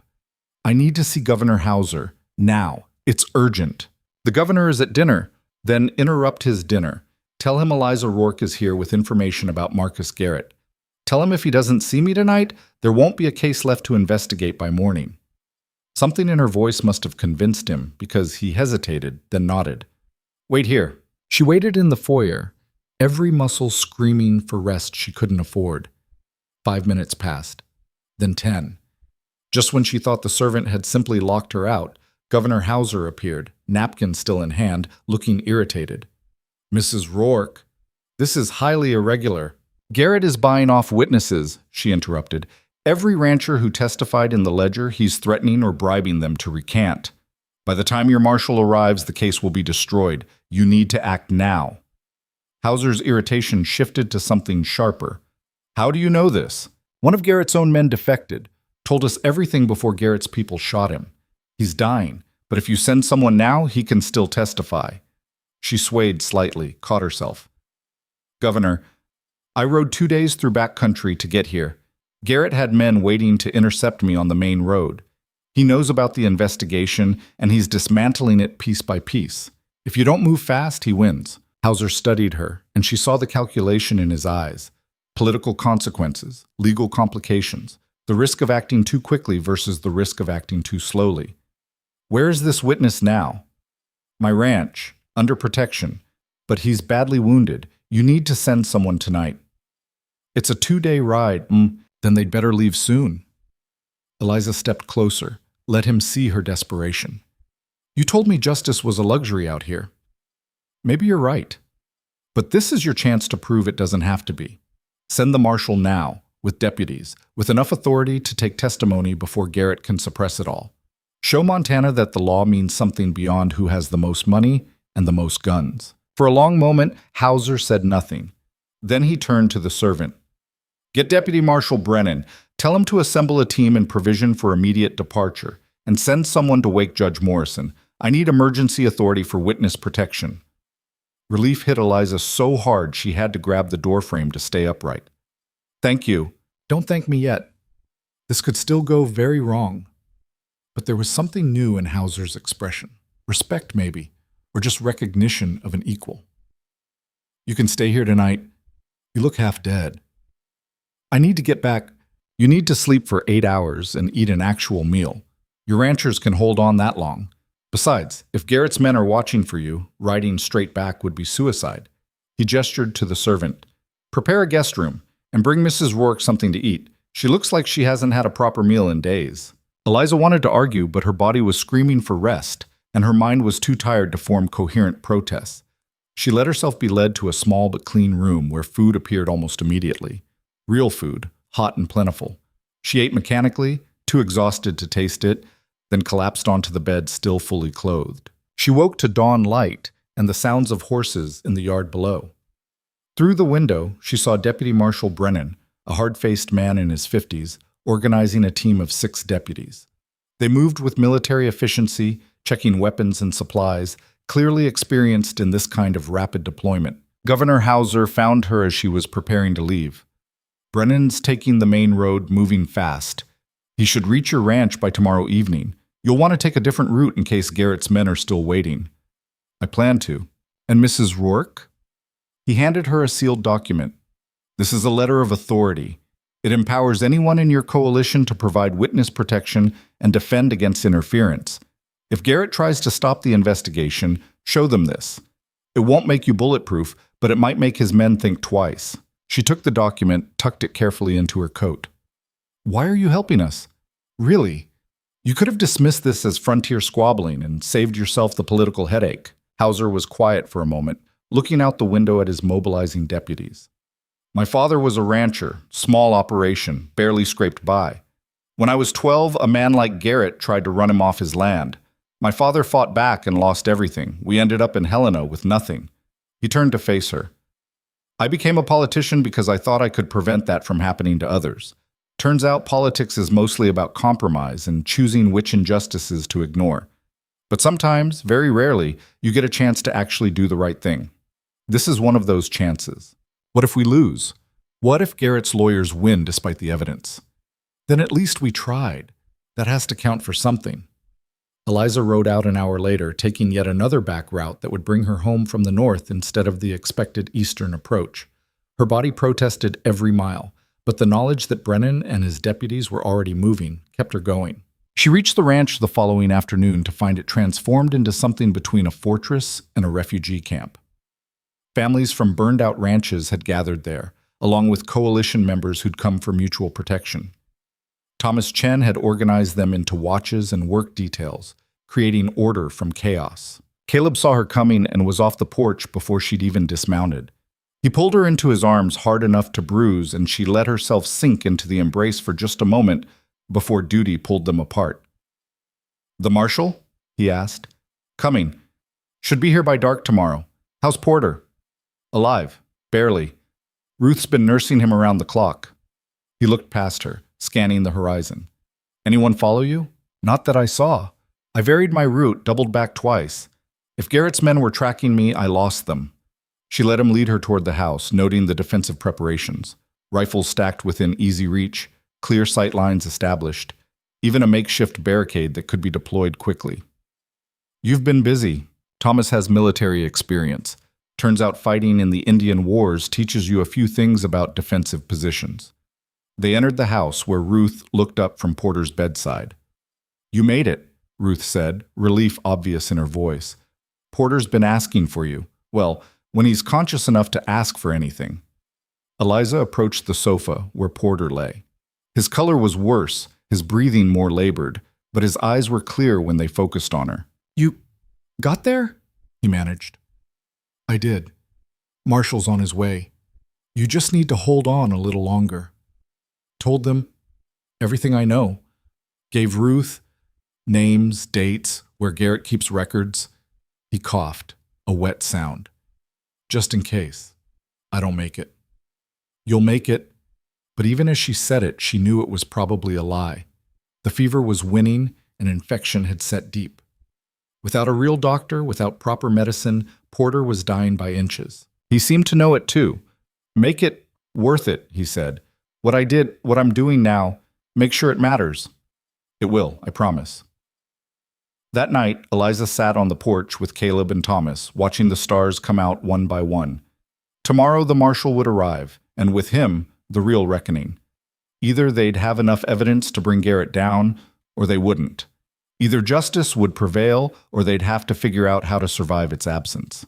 "You think Brennan will actually do his job?" Thomas asked. "Or is he just going through motions to satisfy the governor?" "I think he's a professional," Eliza said. "Whether that means he'll fight for us or just document our failure remains to be seen." "Comforting," Caleb muttered. "I'm not here to be comforting. I'm here to be realistic." She leaned back against the porch post, every bone in her body aching. "We've done everything we can, built the case, protected the witnesses, forced the government to act. Now we have to trust that the system works. And if it doesn't?" She thought about that, looking out at the land they'd fought for, the life they'd built together. "Then we rebuild. Again. We've gotten good at it." Deputy Marshal Brennan arrived exactly when predicted, riding in with his team as the sun dropped toward the mountains. He was all business, greeting them with curt nods before getting straight to the point. "I need to see the witness. Porter, is it?" "This way," Ruth said, leading him inside. Brennan spent an hour with Porter, taking testimony in careful detail while a deputy wrote everything down. When he emerged, his expression was grim but determined. "This is good, really good. He's given me enough to start issuing warrants, not just for Garrett, but for specific men who carried out attacks. Names, descriptions, details that can be verified." He looked at Eliza. "Your ledger got us started. Porter's testimony gives us the insider evidence we need. Now I need to talk to the other ranchers, verify their stories haven't changed. Some of them have been approached by Garrett's people," Thomas warned, "offered money to recant. Then I'd better move fast." Brennan turned to his deputies. "We split up, cover as many ranches as possible before Garrett knows we're here. Get statements, document damages, photograph everything, and if anyone tries to interfere," he rested a hand on his gun, "we're authorized to arrest them on the spot." The deputies scattered like seeds on wind, each taking a section of territory. Brennan himself stayed at the Rourke Ranch, turning their kitchen table into a makeshift command center. Over the next 3 days, testimony poured in. Some ranchers had been frightened enough by Garrett's bribes to waver, but with a federal marshal present and protection offered, most held firm. Porter died on the 4th day quietly, in his sleep. Ruth was with him when it happened, and she said his last words were, "Tell them I'm sorry." They buried him on the property, and Brennan made note of it in his report. Witness died of wounds sustained while attempting to expose criminal conspiracy. By the end of the first week, Brennan had enough evidence to move forward. He called a meeting at the ranch, gathering everyone who'd been involved in the coalition. "Here's where we stand," he said, laying out papers on the table. "I have testimony from 34 ranchers documenting systematic harassment, property destruction, and in 3 cases, assault with deadly intent. I have Porter's insider testimony naming specific men and describing Garrett's operational methods. I have financial records that one brave rancher managed to copy showing payments to known criminals. And I have enough corroborating evidence to prove this wasn't isolated incidents. It was a coordinated campaign." "So you're arresting Garrett?" someone asked. "I'm presenting the case to the territorial court for formal indictment. Given the evidence, I'm confident they'll issue arrest warrants for Garrett and at least a dozen of his men." Brennan's expression hardened. "But I want to be clear about something. This isn't over. Even if we get indictments, Garrett will fight. He'll hire expensive lawyers. He'll drag this through every possible appeal. He'll try to intimidate witnesses during trial. The legal battle is just beginning. How long? Caleb asked. Months. Maybe a year. These things move slow, and Garrett will make sure it moves even slower. Brennan looked around the room.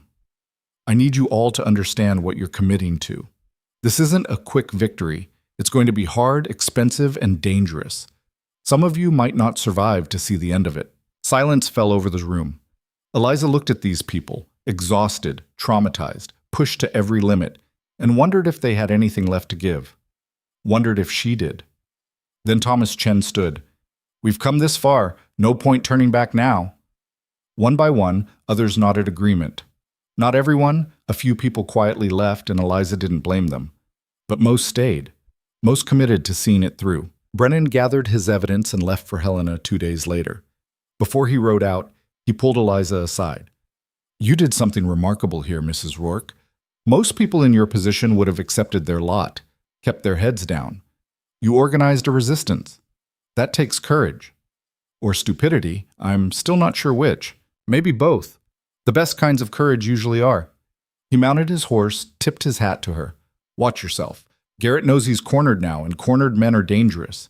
He might accept defeat legally, but that doesn't mean he won't try to strike back other ways. The warning proved prophetic. 3 days after Brennan left, Garrett's retaliation came.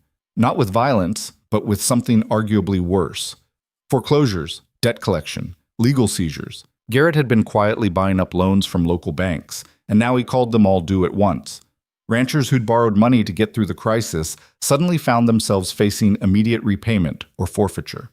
It was brilliantly vicious, completely legal, impossible to fight in court, and devastating to families already stretched thin. He's going to bankrupt us before we can testify against him, Thomas said, staring at the foreclosure notice that had arrived at his door. Everything we've fought for, and he's taking it through paperwork instead of bullets. Eliza read through the notices that had hit various coalition members. The pattern was clear. Garrett was targeting leadership, the people who'd testified most forcefully. Destroy them financially, scatter them to the winds, and the coalition crumbles. There has to be a way to fight this, Ruth said. Not legally. Not in time.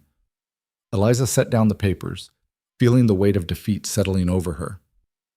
He's using our own debts as weapons, and there's no law against that. Caleb was quiet, staring at nothing. Then, what if we pool resources? Everyone contributes what they can.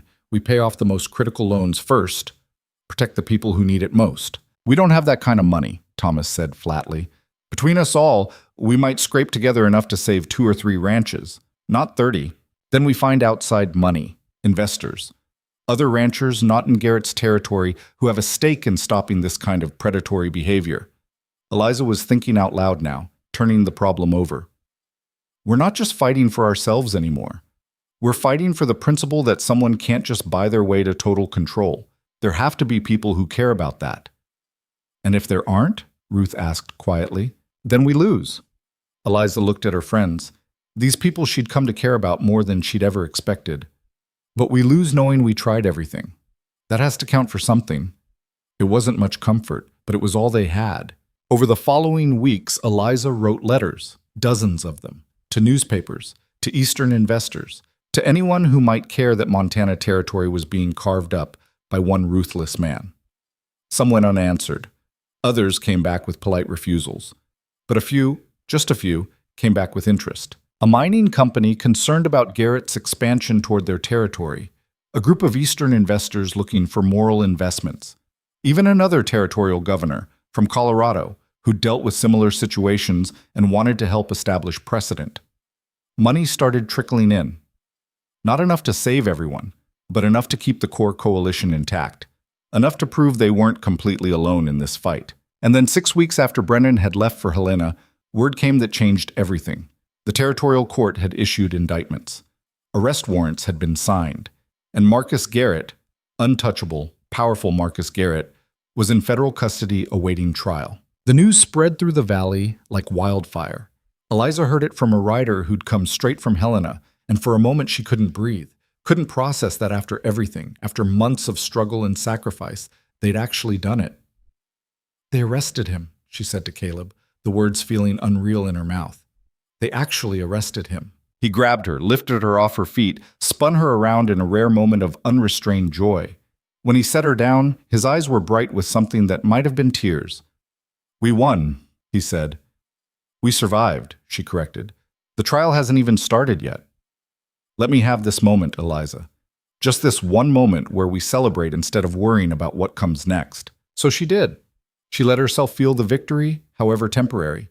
Let herself believe that maybe, just maybe, justice wasn't a luxury after all. The celebration spread through the coalition. People gathered at the Rourke Ranch that night, sharing food and stories and the profound relief of people who'd faced down impossible odds and somehow survived. Ruth hugged Eliza so tight she could barely breathe. Thomas shook Caleb's hand with genuine warmth. Even the families who'd lost everything found something to smile about. But as the night wore on and people began drifting home, Eliza found herself on the porch again, looking out at the darkness beyond their firelight. Caleb joined her, 2 cups of coffee in hand. "You're not celebrating," he observed. "I am. I'm just doing it quietly." She accepted the coffee, let its warmth seep into her cold hands. Porter died for this. People lost their homes, their livelihoods. We won, but the cost was brutal. Would you have done anything differently? She thought about that. About the woman she'd been when she stepped off that train, controlled, powerless, living a half-life defined by other people's expectations. And the woman she'd become, fierce, capable, someone who fought for what she believed in even when it terrified her. "No," she said finally. "I wouldn't change a thing, even the parts that hurt." He put his arm around her shoulders, and they stood like that as the stars wheeled overhead and Montana breathed around them, vast and wild and finally, tentatively, theirs. The celebration's warmth lasted exactly until morning, when reality came crashing back in the form of 3 lawyers riding up to the ranch in a carriage that looked absurdly out of place against the rough Montana landscape. Eliza was feeding chickens when she spotted them. Something about the way they moved, calculated, precise, like wolves circling prey, made her stomach tighten. She set down the feed bucket and walked toward the house, where Caleb was already on the porch, his posture tense. The lead lawyer dismounted with practiced ease, brushing dust from his expensive coat. He was older, maybe 60, with silver hair and eyes that missed nothing. "Mr. Rourke, Mrs. Rourke, my name is Edmund Ashford. I represent Marcus Garrett." "We have nothing to say to you," Caleb said flatly. "That's unfortunate, because I have quite a bit to say to you." Ashford gestured to his associates, who began unpacking documents from leather cases. "My client is prepared to make you an offer, a generous one, considering the circumstances." "Your client is in jail awaiting trial," Eliza said. "What kind of offer could he possibly make?" Ashford smiled, the expression cold and professional. "Mr. Garrett is willing to settle this matter outside of court. He'll compensate every rancher who testified against him, full market value for all documented damages, plus an additional sum for distress. In exchange, you withdraw your testimony and the charges are dropped." "Absolutely not," Caleb said. "Don't be hasty. We're talking about substantial money, enough to rebuild everything you've lost and then some, enough to expand your ranch, secure your future." Ashford pulled out a specific document. "For you, Mr. and Mrs. Rourke, we're prepared to offer $20,000. That's more than your ranch is worth, more than you'll make in 10 years of hard work." The number hung in the air like bait on a hook. $20,000. It was more money than Eliza had ever imagined having. Enough to transform their lives, to never worry about survival again. "And all we have to do is let a criminal walk free," she said. "All you have to do is accept that business disputes sometimes get heated, that mistakes were made on both sides, that moving forward is more profitable than dwelling on the past." Ashford's tone remained pleasant, reasonable. "Think about it practically, Mrs. Rourke. You've already won. Garrett knows he can't operate the way he did before. The settlement proves it. Take the money, rebuild your lives, and let the legal system handle itself." "The legal system is handling it," Eliza said, "with a trial, where your client will face justice. Justice is expensive and uncertain. Trials can drag on for years. Witnesses can change their minds or disappear. Evidence can be challenged, thrown out, reinterpreted." Ashford stepped closer, his voice dropping to something almost confidential. I've been practicing law for 30 years, Mrs. Rourke. I've seen cases that seemed airtight fall apart because of a single technicality. Is that what you want? To spend years fighting, draining your resources, living under constant stress, only to watch it all collapse in court? Get off our property, Caleb said. I'll give you 3 days to consider. After that, the offer expires. Ashford returned to his carriage with unhurried confidence. Think carefully. $20,000 is life-changing money. Pride is expensive. They watched the lawyers drive away, leaving nothing but dust and doubt in their wake. We're not taking it, Caleb said, but there was a question in his voice, a hesitation that hadn't been there before. Of course not, Eliza agreed, but her mind was already working through the implications. $20,000 to them meant similar offers to everyone else. And some people who'd lost everything, who were barely surviving, they might not be able to refuse. Her fears proved correct within hours. Thomas Chen arrived looking haggard, a settlement offer clutched in his hand. $15,000, he said without preamble. They're offering me $15,000 to drop my testimony. You're not considering it, Ruth said. It wasn't a question. I don't know. Thomas sat heavily at their kitchen table. My ranch is mortgaged to the breaking point. My family's been living off charity for months. $15,000 would solve everything. We could start over, debt-free. Thomas, Caleb started. Don't tell me about principles and justice. I believe in those things. I do. But I also believe in feeding my children and not losing the land my father died on. He looked at them, his face drawn. How many others got offers? How many are going to take them? By the end of the day, they had their answer. Out of the 34 ranchers who'd testified, 23 had received settlement offers. The amounts varied based on the strength of their testimony. Those who'd provided the most damaging evidence got the highest numbers. Garrett's lawyers had done their research. An emergency coalition meeting was called for the following evening. Eliza spent the day before it riding between ranches, talking to people, trying to understand what they were thinking. What she found was exhaustion and uncertainty in equal measure. I want to fight, said Sarah Mitchell, a widow whose husband had been killed in one of Garrett's attacks. But I've got 3 kids to raise alone. The offer they made me, it's enough to send my oldest to college back east, to give them opportunities they'll never have here. How do I choose between justice for my husband and a future for his children? Eliza had no answer. She sat with Sarah in a kitchen that smelled of bread and grief, and realized that everything they'd built was about to crumble. The meeting that night was tense from the start. People packed into the Chen family barn, the same place where Eliza had first rallied them months ago. But the energy was different now. Then, they'd been united by desperation and hope. Now they were divided by possibility and doubt. Eliza stood at the front again, looking at faces she'd come to know well. I know you've all received offers. I know they're tempting, but I need you to understand what's really happening here. Garrett is buying his way out of justice. If enough of us accept, the case falls apart. He walks free, keeps his empire, and learns that money can solve any problem, including attempted murder. Easy for you to say, a voice called out. It was Silas, the grizzled rancher who'd questioned her before. Your offer was $20,000. Mine was $8,000. You can afford principles. Some of us can't. You think I don't know what it's like to have nothing? Eliza's voice sharpened. I came here with a carpet bag and a forced marriage. I've rebuilt from ashes twice. I understand desperation, but I also understand that some things are worth more than money. Like what? Pride? Pride doesn't feed families or pay mortgages. Silas stood, his weathered face angry. We've already sacrificed everything for this fight. How much more are you asking for? I'm asking you to hold on a little longer. The trial starts in 6 weeks. Once it begins, these settlements go away. Garrett will have to face real consequences. And if the trial goes badly, if his fancy lawyers get him off anyway, someone else asked, then we've refused the money and still lost. At least with the settlements, we get something. The barn erupted into argument, voices overlapping in a cacophony of fear and frustration. Eliza let it happen, let people vent the pressure that had been building for months. Finally, she raised her hand for silence. I can't tell you what to do. None of us can. This is a choice each of you has to make for your own family, your own future. She paused, making eye contact with as many people as she could. But I want you to ask yourselves one question before you decide. If you take Garrett's money and he walks free, Will you be able to live with yourself? Will you be able to look your children in the eye and explain why you let the man who destroyed your neighbors go unpunished?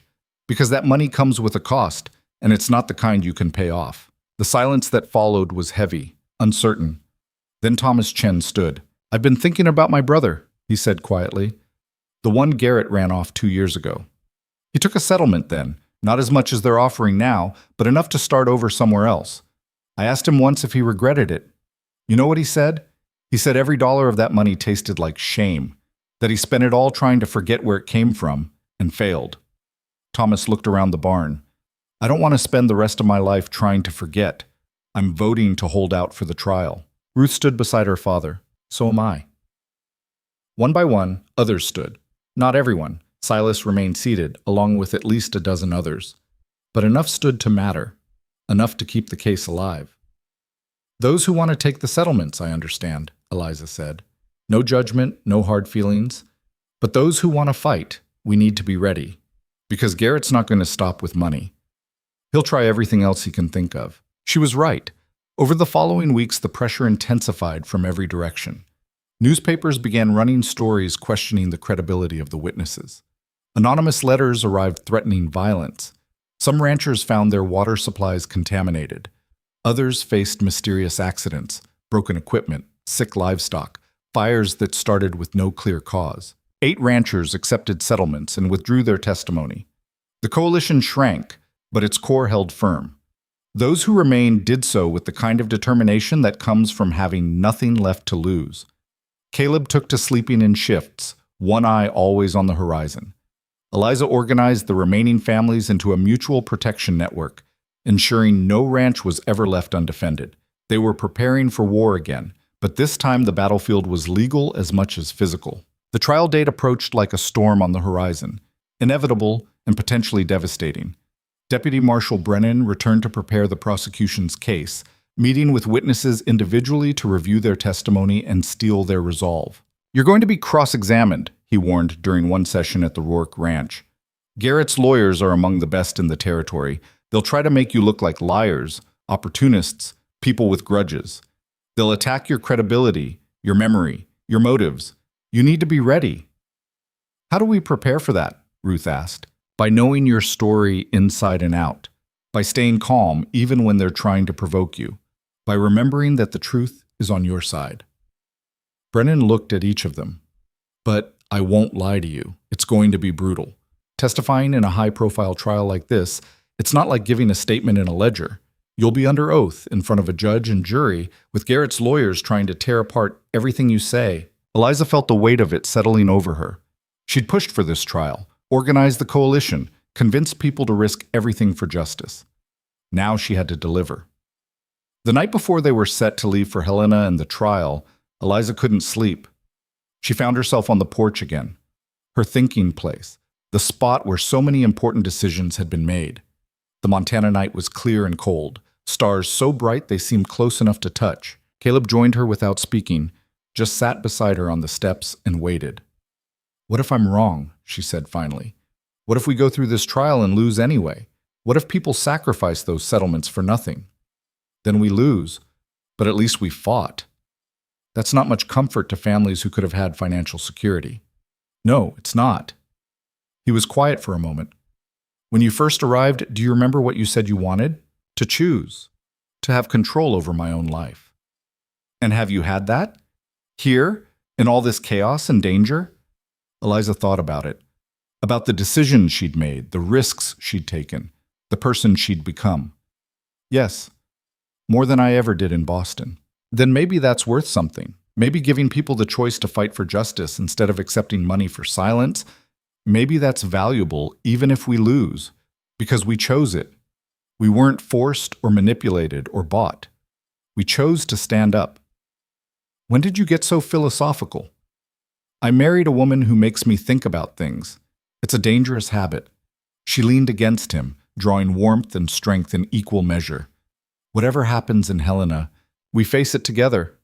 I know, you've told me." He kissed the top of her head. "Get some sleep, Eliza. Tomorrow starts the final battle." The courtroom in Helena was packed beyond capacity. Every seat filled, people standing in the back, press from as far as San Francisco crowding the gallery. This wasn't just about one rancher's crimes anymore. It had become a referendum on whether the law applied to the powerful or just the powerless. Garrett sat at the defense table looking calm and confident, his expensive lawyers arrayed around him like armor. He met Eliza's eyes once as she entered, and his expression was almost pitying, like he felt sorry for her naivety in thinking she could actually win. The trial began with opening statements. The prosecutor, a young but sharp lawyer named Daniels, laid out the case methodically. Pattern of violence, documented testimony, insider witness who died for his courage. It sounded convincing when presented all at once. Then Ashford stood for the defense, and Eliza understood why Garrett was so confident. Ladies and gentlemen of the jury, what you're about to hear is a story of frontier business disputes twisted into criminal accusations by bitter competitors. Marcus Garrett built an empire through hard work and fair dealing. Are there people who resent his success? Of course. Are there ranchers who made poor business decisions and now blame him for their failures? Absolutely. But resentment and blame are not evidence of crime. He paced the courtroom with practiced ease, making eye contact with jurors, his voice reasonable and persuasive. The prosecution will present testimony from ranchers who claim they were attacked, intimidated, driven from their land. But where's the proof that my client ordered these actions? Where are the witnesses who can directly connect Mr. Garrett to any specific act of violence? They'll show you a ledger full of accusations, but accusations are not facts. They'll tell you about a dying man's confession, but that man is conveniently unavailable for cross-examination. Eliza felt her stomach sink. Ashford was good, really good. He was taking their strongest evidence and making it sound circumstantial, unreliable, the desperate accusations of failed ranchers looking for someone to blame. The prosecution called its first witness, Thomas Chen. He took the stand looking nervous but determined, and Daniels walked him through his testimony carefully. The attacks on his property, the threats, the financial pressure. It was compelling when laid out clearly. Then Ashford stood for cross-examination, and Eliza watched him systematically dismantle Thomas's credibility. Mr. Chen, isn't it true that you borrowed heavily to expand your ranch 2 years ago? Yes, and isn't it true that expansion failed, that you lost money? The market changed, and please answer yes or no. Did your expansion fail? Yes. And you blame Marcus Garrett for that failure, don't you? No, I blame him for burning my property and beating me half to death. But you have no proof it was Mr. Garrett's men who attacked you, do you? You never saw their faces. They wore masks, correct? Yes, but so you're assuming it was my client based on what? Suspicion? Resentment? Based on the fact that he's been terrorizing this valley for years, the judge banged his gavel. Mr. Chen, please limit your answers to the questions asked. Ashford smiled slightly. No further questions. It went like that for days. Witness after witness took the stand, told their stories, and watched Ashford pick them apart with surgical precision. Every gap in memory became a lie. Every assumption became baseless accusation. Every emotional response became evidence of bias. When Eliza's turn came, she was terrified in ways she'd never been before. Physical danger she'd learned to handle. But this, standing in front of a courtroom full of strangers, having her words and credibility dissected by a professional whose job was to make her look foolish, this was different. Daniels led her through the events carefully. The burned hayfield, the riders who'd threatened her, her journey to the governor. It sounded clear and convincing in her own voice. Then Ashford stood, and she braced herself. Mrs. Rourke, you arrived in Montana less than a year ago. Is that correct? Yes. From Boston. A very different environment. Yes. Would you say you found the frontier challenging, difficult to adapt to? I found it different. I adapted. But it must have been frightening at times, overwhelming even. All this space, this isolation, this violence that's so foreign to proper Boston society. She saw where he was going and tried to head it off. I learned to manage. I'm sure you did. But isn't it possible that in your fear and disorientation, you misinterpreted ordinary frontier business as something more sinister? That you, coming from a world of strict laws and social rules, couldn't understand how things work out here? I understood perfectly well. Men attacked our property and threatened our lives. That's not a misinterpretation. But you never actually saw my client give orders for any attacks, did you? No, but you never heard him explicitly threaten anyone in your presence? No, but his men you assumed worked for him. But you have no direct evidence of that employment relationship, do you? Everyone knows they work for him. Everyone knows is not evidence, Mrs. Rourke. It's gossip. Ashford's tone remained pleasant, almost friendly, which somehow made it worse. Isn't it true that you organized this coalition of ranchers, convinced them to testify, built this case against my client? Isn't it possible that you, a frightened newcomer trying to make sense of a hostile environment, created a conspiracy where none existed? That's not... And isn't it also true that you stand to benefit significantly from this trial? That destroying my client's reputation would eliminate your primary business competitor? This isn't about business, it's about justice. How convenient that justice and business advantage align so perfectly for you. Eliza felt her anger rising, fought to keep it controlled. Losing her temper would only prove his point, that she was emotional, irrational, unreliable. Mr. Garrett's men burned my property, threatened my life, and killed people I cared about. That's not a business dispute, that's criminal violence. So you claim. But claims are not proof, Mrs. Rourke, and emotion is not evidence. When she finally stepped down from the stand, she felt hollowed out and uncertain. Had she helped the case or hurt it? Had she come across as credible or hysterical? Caleb was waiting when she exited the courtroom. He pulled her into a quiet corner, held her until she stopped shaking. "You did fine," he said. "I don't know, Ashford made everything sound so reasonable, like we're just bitter failures blaming someone successful. The jury will see through it. Will they? Or will they see exactly what Ashford wants them to see, that we're desperate people making accusations we can't prove?" The trial dragged on for 3 more weeks. Expert witnesses testified about property damages. Financial records were examined and challenged. Character witnesses spoke for both sides, people praising Garrett's generosity and community contributions, people describing his ruthless business practices. The prosecution's closing argument was solid, but straightforward. "The pattern speaks for itself," Daniels told the jury. "One man, one organization, systematic attacks on anyone who stood in his way.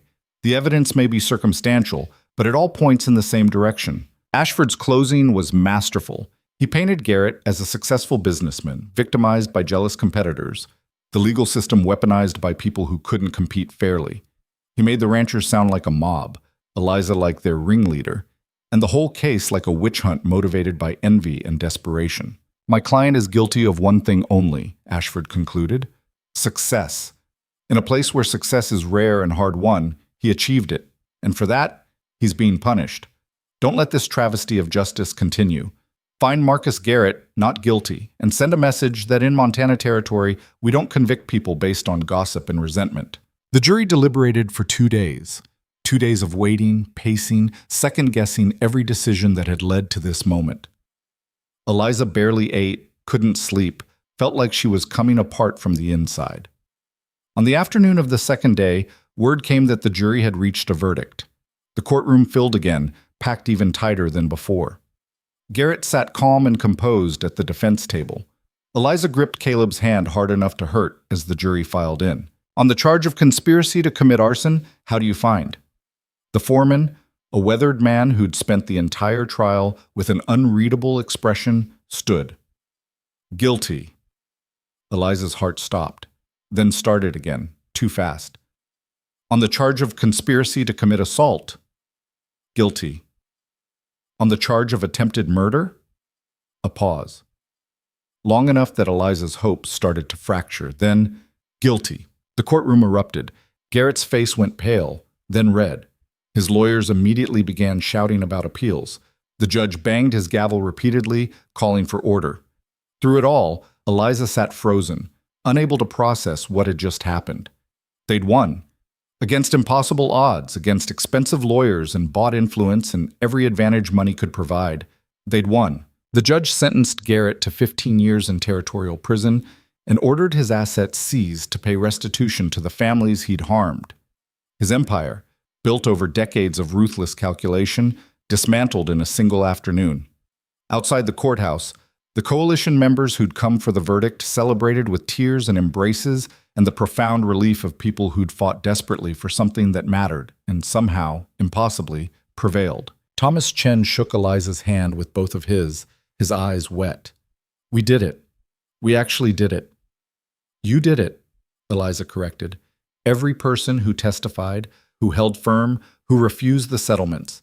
This was never about me. It was about all of us deciding that some things matter more than safety or money." Ruth hugged her so tight she could barely breathe. "Thank you for believing we could win when none of us did." "I didn't always believe it," Eliza admitted. "There were moments I was sure we'd fail. But you kept going anyway. That's what mattered." As the celebration continued around them, Caleb pulled Eliza away from the crowd, walked with her to a quiet spot overlooking Helena's main street. "How do you feel?" he asked. "Exhausted, relieved, terrified that it's not really over, that Garrett will find some way to overturn this." She leaned against a wooden post, watching people move through the streets below. "Mostly I feel like I can finally breathe for the first time in months. It is over.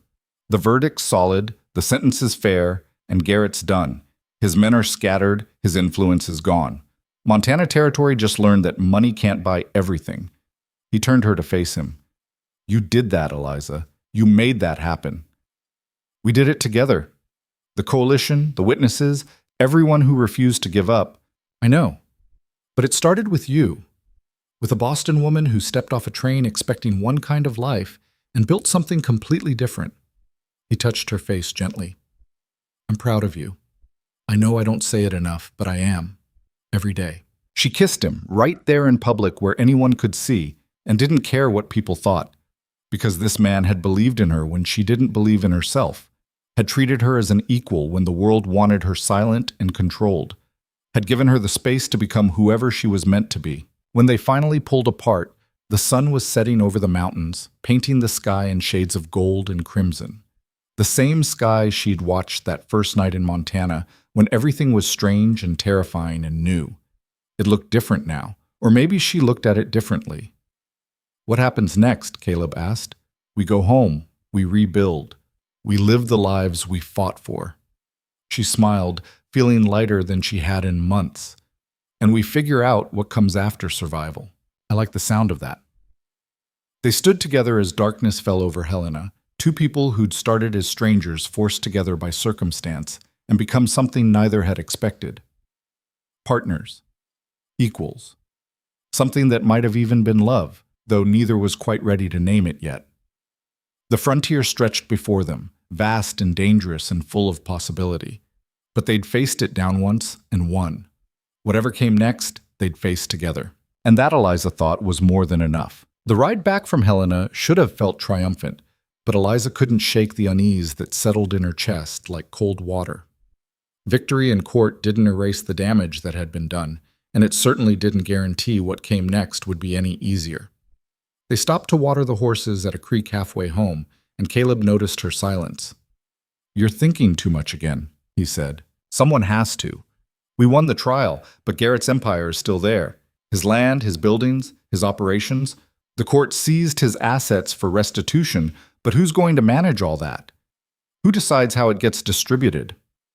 The court-appointed administrator, I suppose. That's not our problem anymore, isn't it? The whole valley's economy was tied to Garrett's operation, whether we liked it or not.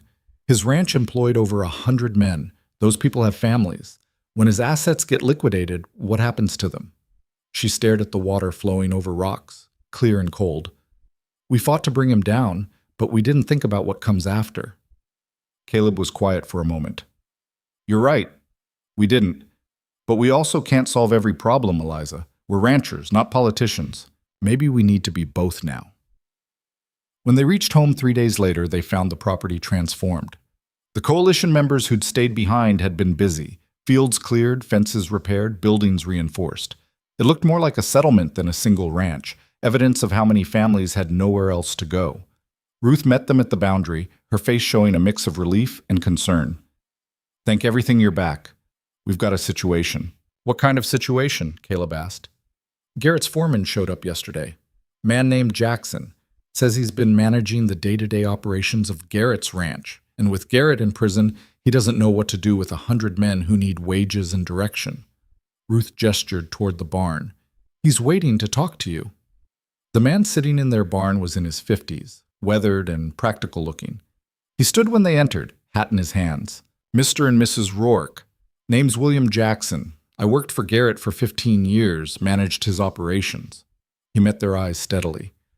I know what you think of me, and I don't blame you, but I need to explain something. Most of us who worked for Garrett, we didn't know about the violence. We were cowboys, ranch hands, doing honest work for wages. The men who did Garrett's dirty work, they were a separate crew, kept apart from the rest of us. And you expect us to believe you knew nothing? Eliza asked. I'm not asking you to believe anything. I'm asking you to help me figure out what happens to 100 men and their families who are about to lose their livelihoods through no fault of their own. Jackson's voice remained level. The court's going to auction off Garrett's assets. That ranch will get carved up and sold in pieces. All those jobs disappear. All those families scatter. I'm trying to prevent that. How? Caleb asked. By proposing we keep the operation running, not under Garrett's ownership, under cooperative ownership. The workers who've been running it for years, they buy shares based on their labor and experience. It becomes a collective ranch instead of one man's empire. Jackson pulled out papers from his coat. I've been working on the details. Fair wages, shared profits, democratic decision-making. It's not perfect, but it's better than watching everything collapse. Eliza took the papers, scanned them with growing interest. The proposal was surprisingly well thought out. Detailed financial projections, governance structures, even provisions for workers who couldn't afford to buy in immediately. Why are you bringing this to us? She asked. Because you organized the coalition that brought Garrett down. People in this valley listen to you now, Mrs. Rourke. If you endorse this plan, others will consider it. If you oppose it, it dies before it starts. Jackson shifted his weight, clearly uncomfortable. I know I'm asking a lot, but these men deserve a chance to earn an honest living. They didn't choose Garrett's methods any more than you did. Eliza looked at Caleb, saw her own uncertainty reflected in his face. This was exactly the kind of complication she'd worried about. Justice was clear-cut in theory, punish the guilty, protect the innocent. But reality was messier. Good people got caught in bad situations. Systems that needed dismantling still had people depending on them. Give us time to think about it, she said, and to talk to others. This affects the whole valley, not just us. Jackson nodded and left, and Eliza spent the rest of the evening reviewing his proposal more carefully. The numbers worked. The structure made sense. But could it actually function? Could men who'd worked under Garrett's brutal hierarchy transform into cooperative partners? What are you thinking? Caleb asked as midnight approached and she was still making notes. I'm thinking that tearing down Garrett's empire was the easy part. Building something better is going to be much harder. She set down her pen, rubbed tired eyes. But maybe that's the real work. Not just destroying what's wrong, but creating what's right.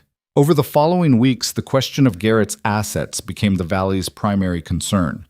The court-appointed administrator was a bureaucrat from back east who understood law but not ranching, and his initial plan was exactly what Jackson had predicted. Sell everything in pieces, maximize short-term revenue, let the consequences sort themselves out. Eliza called another coalition meeting, this time including Jackson and representatives from Garrett's workforce. The barn was packed again, but the atmosphere was different than before. Less desperation, more complexity. People who'd been enemies now had to figure out how to be neighbors. We have two choices, Eliza began. We can let the court liquidate Garrett's assets the standard way. Quick sales, immediate restitution payments for those of us who suffered damages. Or we can support Jackson's cooperative proposal, which delays restitution but potentially creates something more sustainable for everyone. Why should we care about Garrett's men? Someone called out. They worked for him. They benefited from his crimes. Most of them didn't know, Jackson replied. And the ones who did, the violent ones, they're already gone. Left when Garrett got arrested. What's left are ranch hands who were just trying to survive, same as all of you. He's right, Thomas Chen said. The room quieted. Thomas's voice carried weight now. I've been asking around, talking to people who worked on Garrett's ranch. Most of them are decent folks who didn't have other options. Punishing them for Garrett's sins doesn't make us better. It just spreads the damage further. The debate lasted hours. Some wanted immediate compensation, couldn't afford to wait. Others saw the value in Jackson's long-term vision. A few refused to help anyone connected to Garrett on principle. Finally, Ruth stood. She'd been quiet through most of the meeting, but when she spoke, people listened. My father almost died fighting Garrett. Our ranch was burned. We lost everything. So believe me when I say I understand anger and the desire for immediate justice. But I've also learned that destruction is easy. Building is hard. If we have a chance to build something better than what came before, something that provides for families, creates stability, shows that there's another way to do business out here. Shouldn't we try? The vote that followed wasn't unanimous, but it was decisive. The coalition would support Jackson's cooperative proposal with conditions: regular audits, transparent accounting, guaranteed compensation to victims over time rather than all at once. It was messy and complicated and required trust from people who'd earned the right to be skeptical. But it was a start. Getting the court administrator to approve the plan took another month of arguments, documentation, and political pressure. Eliza made 3 more trips to Helena, bringing financial projections and testimony from both coalition members and Garrett's former workers. Governor Hauser, impressed by the coalition's willingness to think beyond revenge, eventually intervened and convinced the administrator to approve the cooperative structure. Garrett's ranch became the Frontier Cooperative, owned and operated by its workers, with oversight from a board that included coalition representatives. It wasn't perfect. There were disputes about work assignments, profit distribution, decision-making authority. But it functioned, and it proved that power could be shared instead of hoarded. As spring turned to summer, the valley began to heal. Families who'd lost their homes rebuilt, often with help from the cooperative's resources. The atmosphere shifted from survival to something that looked almost like community.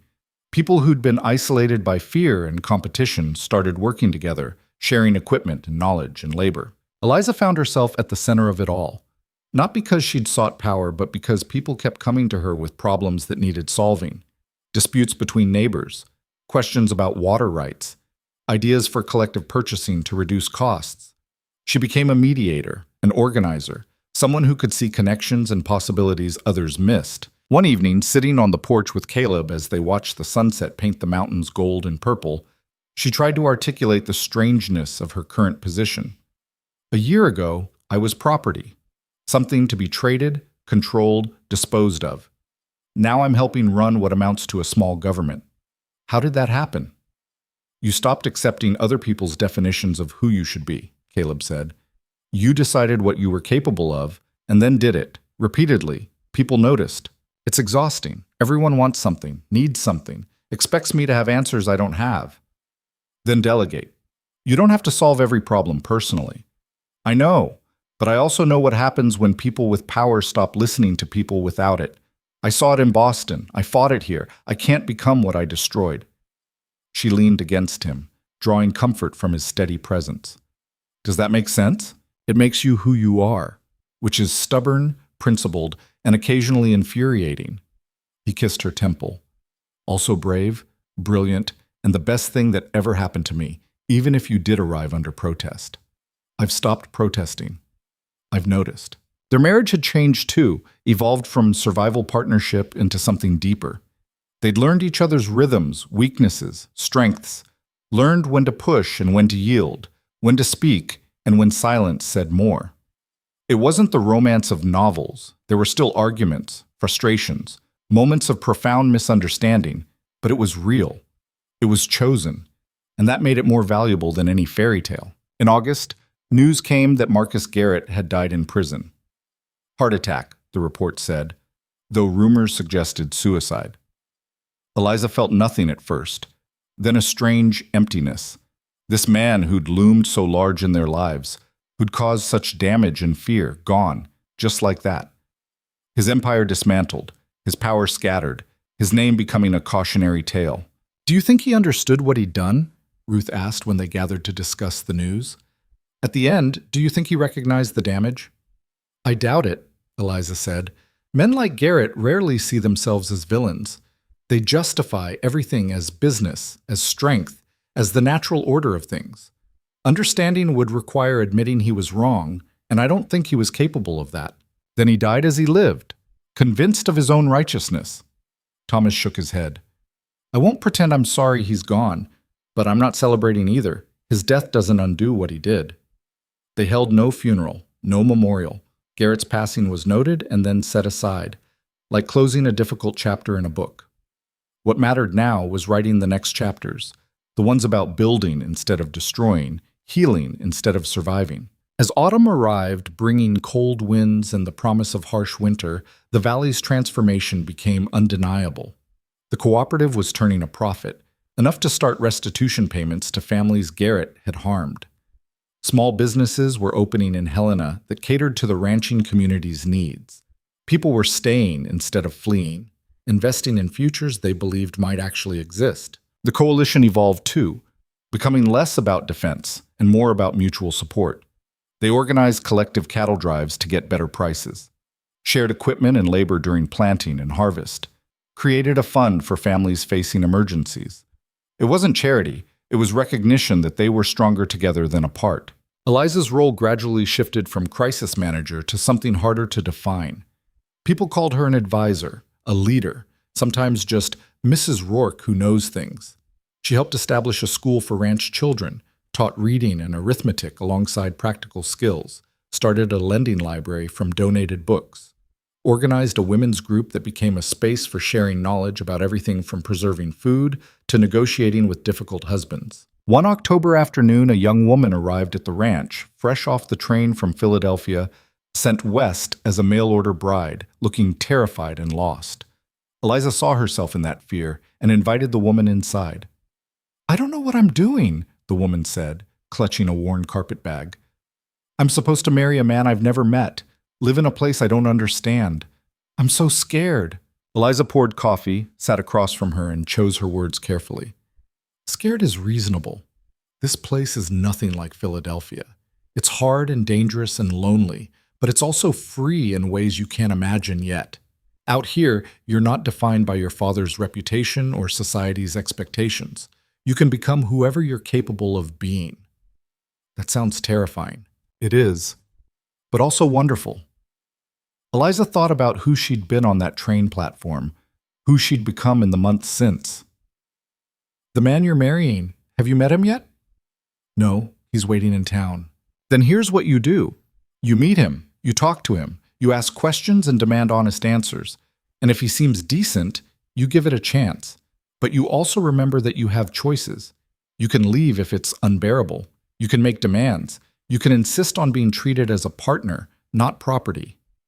She reached across the table, squeezed the woman's hand. "The frontier is brutal, but it's also honest. It doesn't care about your gender or your background. It only cares whether you're strong enough to survive. Turns out, most of us are stronger than we think." The woman's name was Margaret, and her husband-to-be turned out to be a decent man, quiet, hardworking, willing to listen. Eliza watched them navigate their first awkward conversations and saw echoes of her own beginning with Caleb. Not every mail-order marriage would work out, but some would. And the women who arrived afraid and powerless could become forces in their own right, if they were given the space and support to grow. Winter came hard that year, testing everything they'd built. The cooperative faced its first real crisis when a blizzard killed nearly 100 head of cattle. The coalition had to decide whether to bail them out or let them absorb the loss.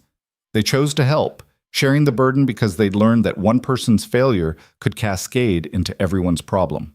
Eliza spent that winter teaching more than ranching. She taught women to read contracts, to understand basic law, to recognize when they were being cheated or manipulated. Taught them that intelligence and strength weren't masculine traits. They were human ones, available to anyone willing to claim them. Some men resented it, called her troublemaker, agitator, woman who didn't know her place. She ignored them.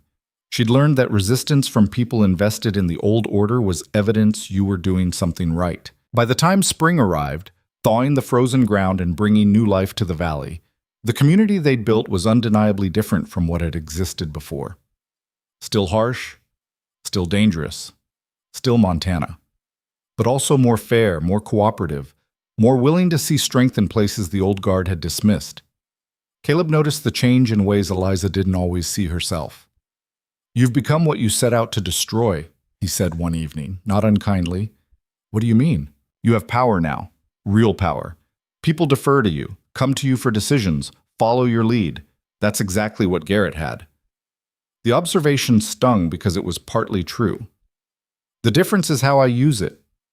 Is it? Or is that what everyone with power tells themselves? He wasn't attacking, just observing. I'm not saying you're like Garrett. You're not. But power changes people, even good people with good intentions. You need to be careful. She thought about that for days, examining her own motivations with uncomfortable honesty. Was she helping because it was right, or because being needed felt good?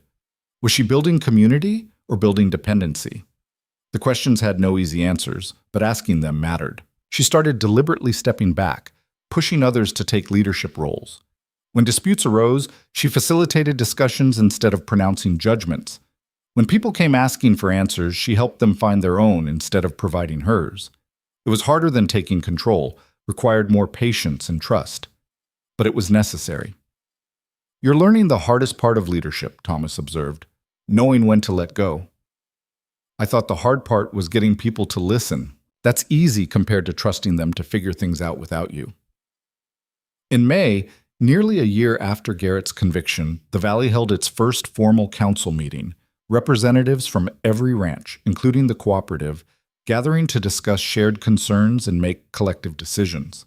Eliza attended but didn't speak unless asked, watching others step into roles she'd been occupying by default. It was messy. People disagreed, argued, sometimes said things that were short-sighted or self-interested. But they were figuring it out, learning to govern themselves instead of being governed. And that awkward, imperfect process was worth more than any efficient dictatorship. After the meeting, Ruth found her outside. You did that on purpose. Stayed quiet. They don't need me running things. They never did. They just needed someone to prove it was possible to stand up and survive. Now they know. So what's next for you? Are you going to ride off into the sunset, mission accomplished? Eliza laughed. Hardly. I'm going to keep ranching, keep teaching, keep being a thorn in the side of anyone who thinks women should be decorative and silent. But I'm also going to let other people lead, share the burden and the power. That's growth. I'm impressed. Don't be too impressed. I'm still figuring this out as I go. Summer brought its own challenges and victories. The cooperative's first full-year profits were distributed, providing real compensation to families who'd waited patiently. A circuit judge began making regular visits, bringing law to places that had operated on might makes right for too long. Schools expanded. Businesses grew. The Valley wasn't prosperous yet, but it was stable in ways that mattered more than wealth. On a July evening, Eliza and Caleb rode to the ridge overlooking their property, the place where they could see for miles in every direction. The ranch looked good, recovered from the damage it had sustained. Beyond it, other ranches showed similar signs of renewal. Do you ever regret it? Caleb asked. Coming here? Everything that happened, the fights, the fear, the cost? Eliza considered the question honestly. I regret the violence. I regret that people died, that families were destroyed. I wish there had been an easier way. She looked at him. But do I regret being here, being who I've become? No. Never. This place broke me and remade me into someone stronger, someone who matters beyond being decorative or obedient. That's worth the cost. Even when it was terrifying, especially then, being scared and doing it anyway, that's when you learn who you really are. They sat in comfortable silence as the sun dropped toward the mountains, painting the sky in shades of fire and gold.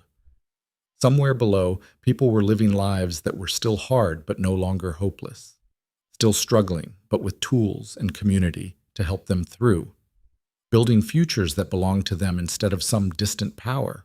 That night, lying in bed with Caleb's steady breathing beside her, Eliza thought about the woman she'd been on that train platform.